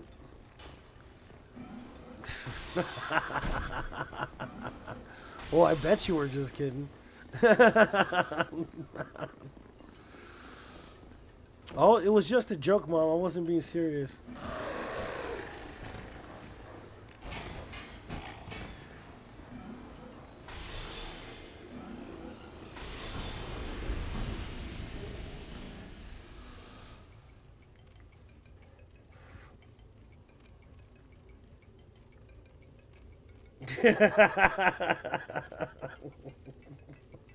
Seven loops. That yeah.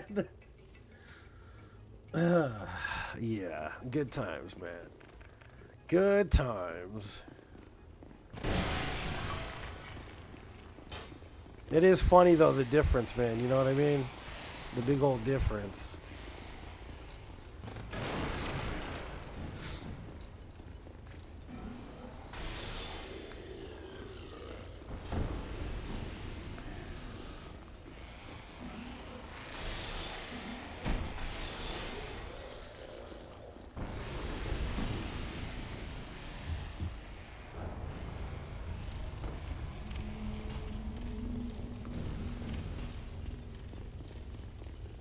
Don't remind me.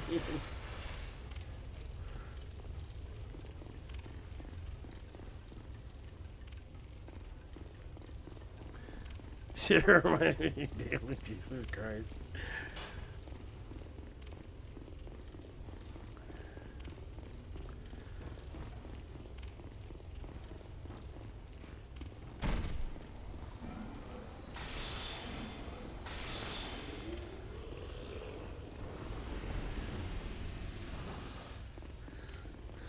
Let me give this guy a call real quick, okay?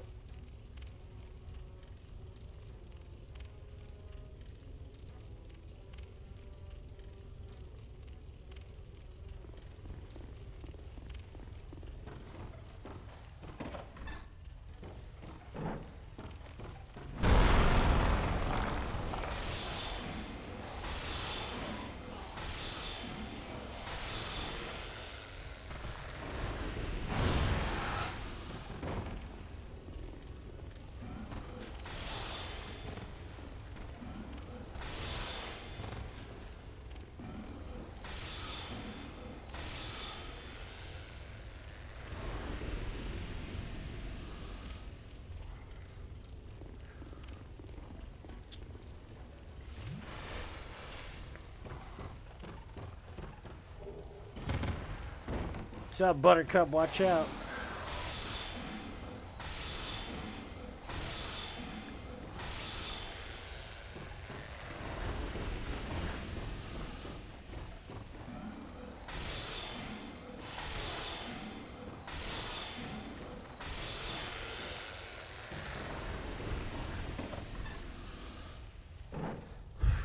Like, I don't condone violence. I'm saying this right now. I don't condone violence. It's just trippy to think about the differences in society, 20 years ago versus now. Like, there's a big difference in society. And it all stems from a lot of different factors, obviously. The internet wasn't as prominent as it is now, obviously. And there are other factors, of course. The whole, like, physical violence thing isn't as popular as it used to be, But it's just crazy to think about the differences between modern society versus like society from 20 years ago.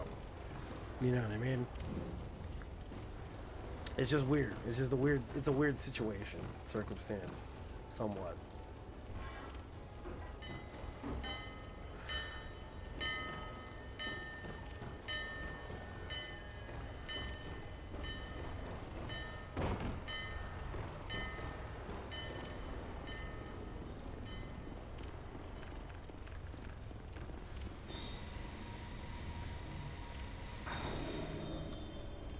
Yeah, being a friend to your kid is like, you need to have a push and pull with it. They need to understand authority.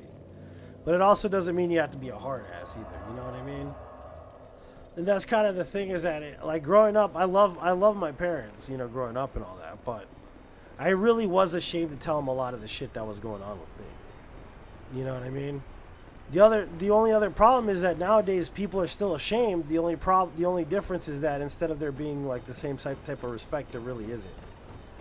You know what I mean? So it's kind of a weird balancing act to have a personal relationship with your children that kind of meets the criteria to, make a good relationship with your kids, man. You know what I mean? It's kind of hard to do.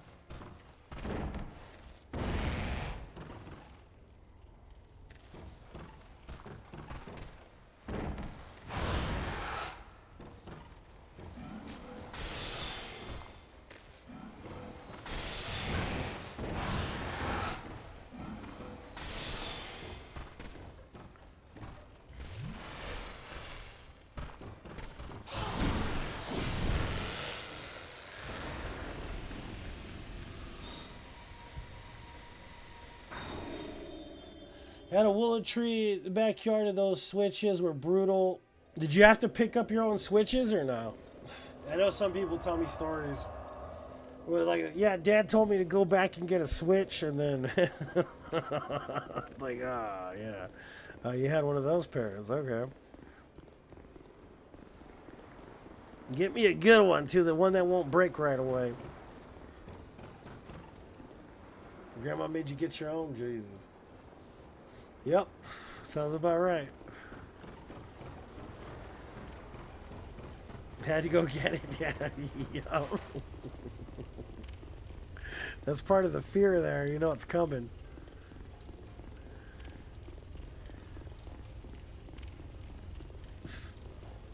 Dark and messed up as it is.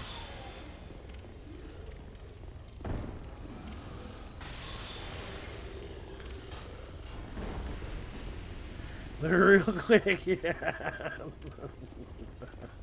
It's so messed up but true. Luckily, you know, I mostly got hit with shoes and belts, so I didn't have to pick my own switch.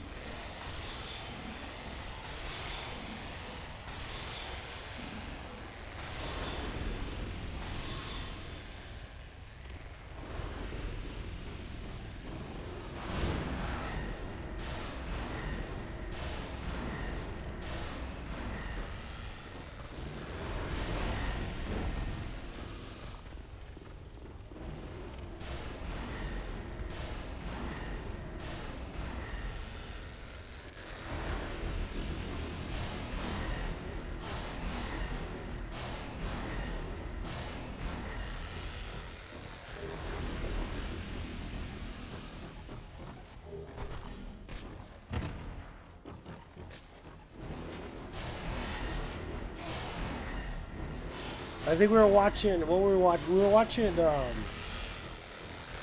Christmas Story. You remember that scene where Ralphie says the F word? Remember that? And then my daughter's like, well, me and her are watching it. The first time she's ever watched it. And, you know, he's got that soap in his mouth and stuff. And he's waiting for his dad to get home and all this crap after he got in that fight with that kid. My daughter's like, why is he all scared? Why is he, you know, waiting for his dad and he's all scared and all that? And I said, because when I was younger, the way it was is that if you got in trouble, your dad would come and he would smack you. So, Daddy, you've never hit me before. I said, I won't ever hit you because I love you. She goes, then why did they hit their kids? I was like, that's just how it used to be. That's just how it used to be. The soap, yeah. It's like, why is he eating soap? Yeah, I remember her saying that too. She didn't understand any of it at all.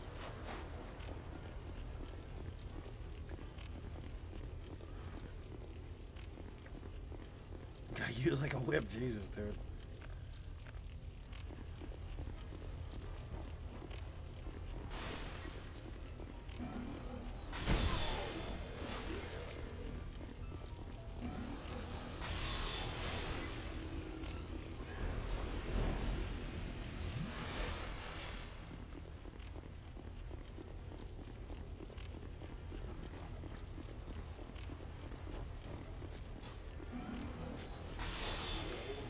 Yeah, she had no idea what the hell was going on in the story, why he was afraid of his father that way and all that shit.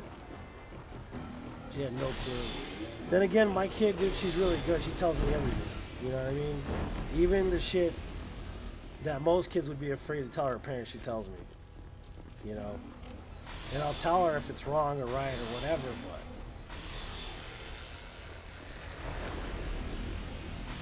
she'll get in trouble, you know? All kids get in trouble, but... she's not afraid of me, at least.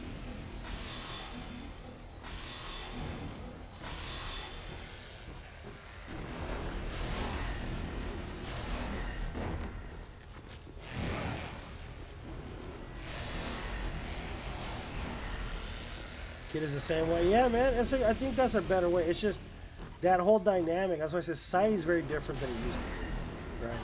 It's just finding the balance in that part of society is the hard part. You know what I mean? It's the difficult part. Long sword, already life chain.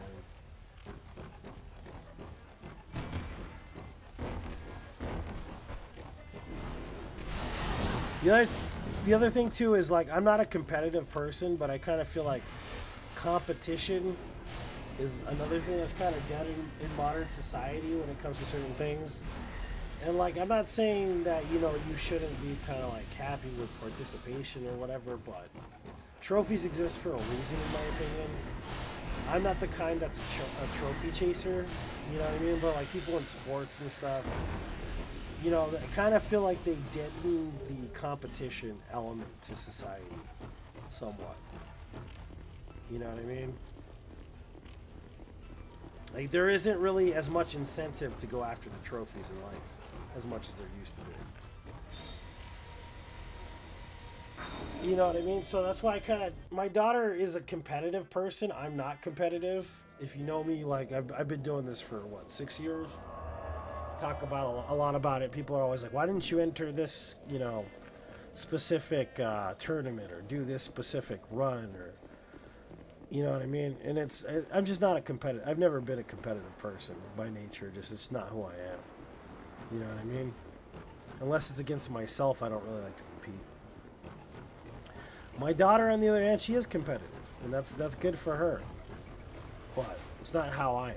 It doesn't mean that she has to be like me, and it doesn't mean I have to be like her, but if she wants to be competitive, then I'll let her, we'll figure out how to make that work for her, basically.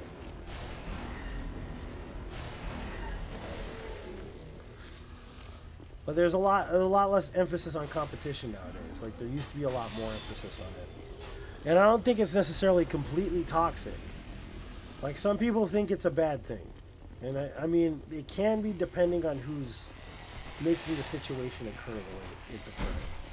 There could be people that are over competitive and they just like ruin their child's life, kind of. You know what I mean? But I think competition's a healthy thing for kids. I think it's good. You know what I mean? I think there should be some competition.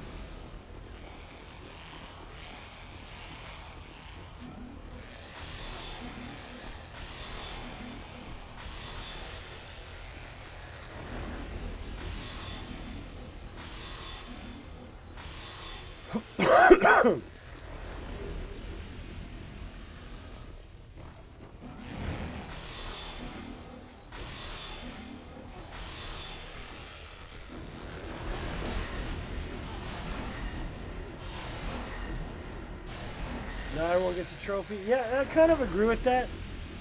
But I think that like getting a trophy and not getting a trophy teaches you how to win and lose gracefully. You know what I mean? It's having what's the terminology for it? Respect. You know what I mean? It shows respect. Losing shows that you can continue and progress and get better at something so you can get the trophy. You know what I mean? And losing gracefully shows respect and good character. If a person never loses, then they never learn how to lose gracefully or learn the respect involved with it. You know what I mean?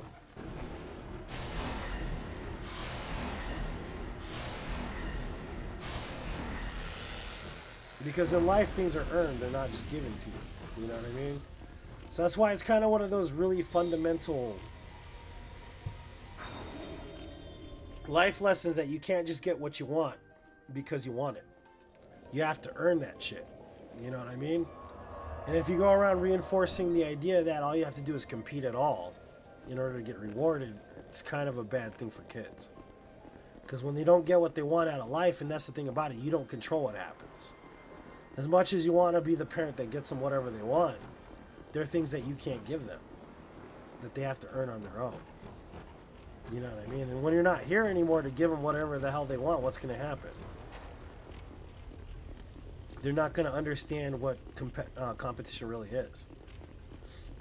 You know, so it's good to teach them to go after what they want and follow their dreams, but that it takes hard work to get there.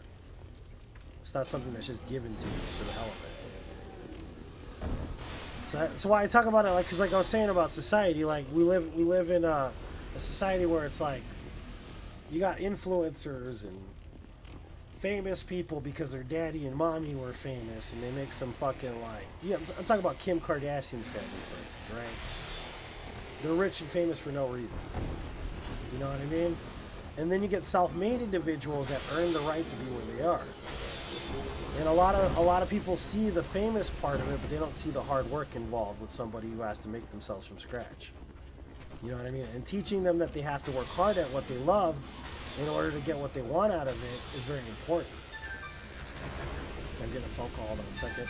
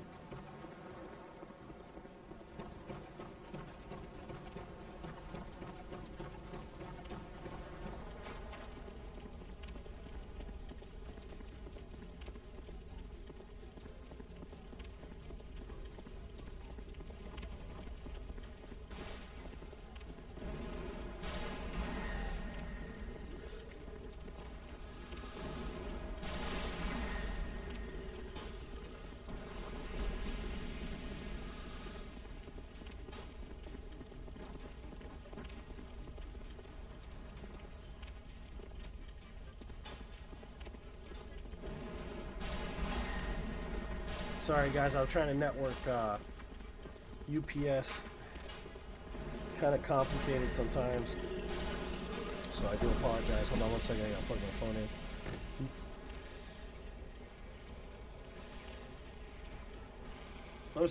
I'm still sick, man. I've been sick for like 2 months. You know what I mean? So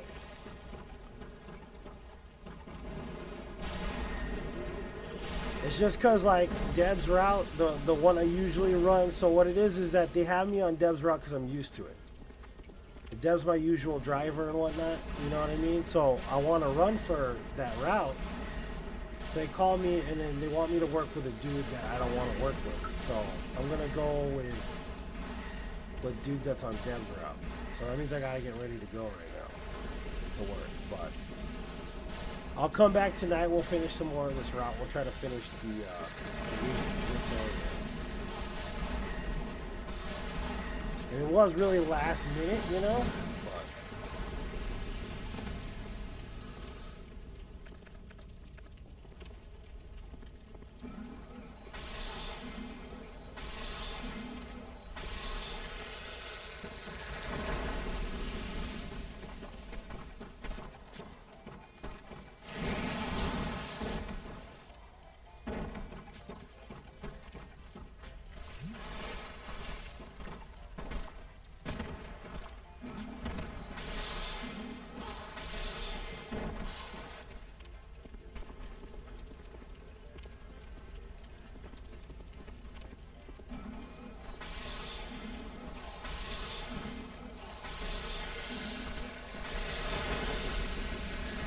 Our stream yet. It's not too bad. At least. I have to get my shit and get ready though. So that's most of that cycle. I don't even know what cycle we're on, but I'll be back tonight. We'll run some more of this. We'll try to finish out No Man's Wharf tonight. So I love you guys. Thank you so much for tuning in, being so patient with me. I'll see you guys soon.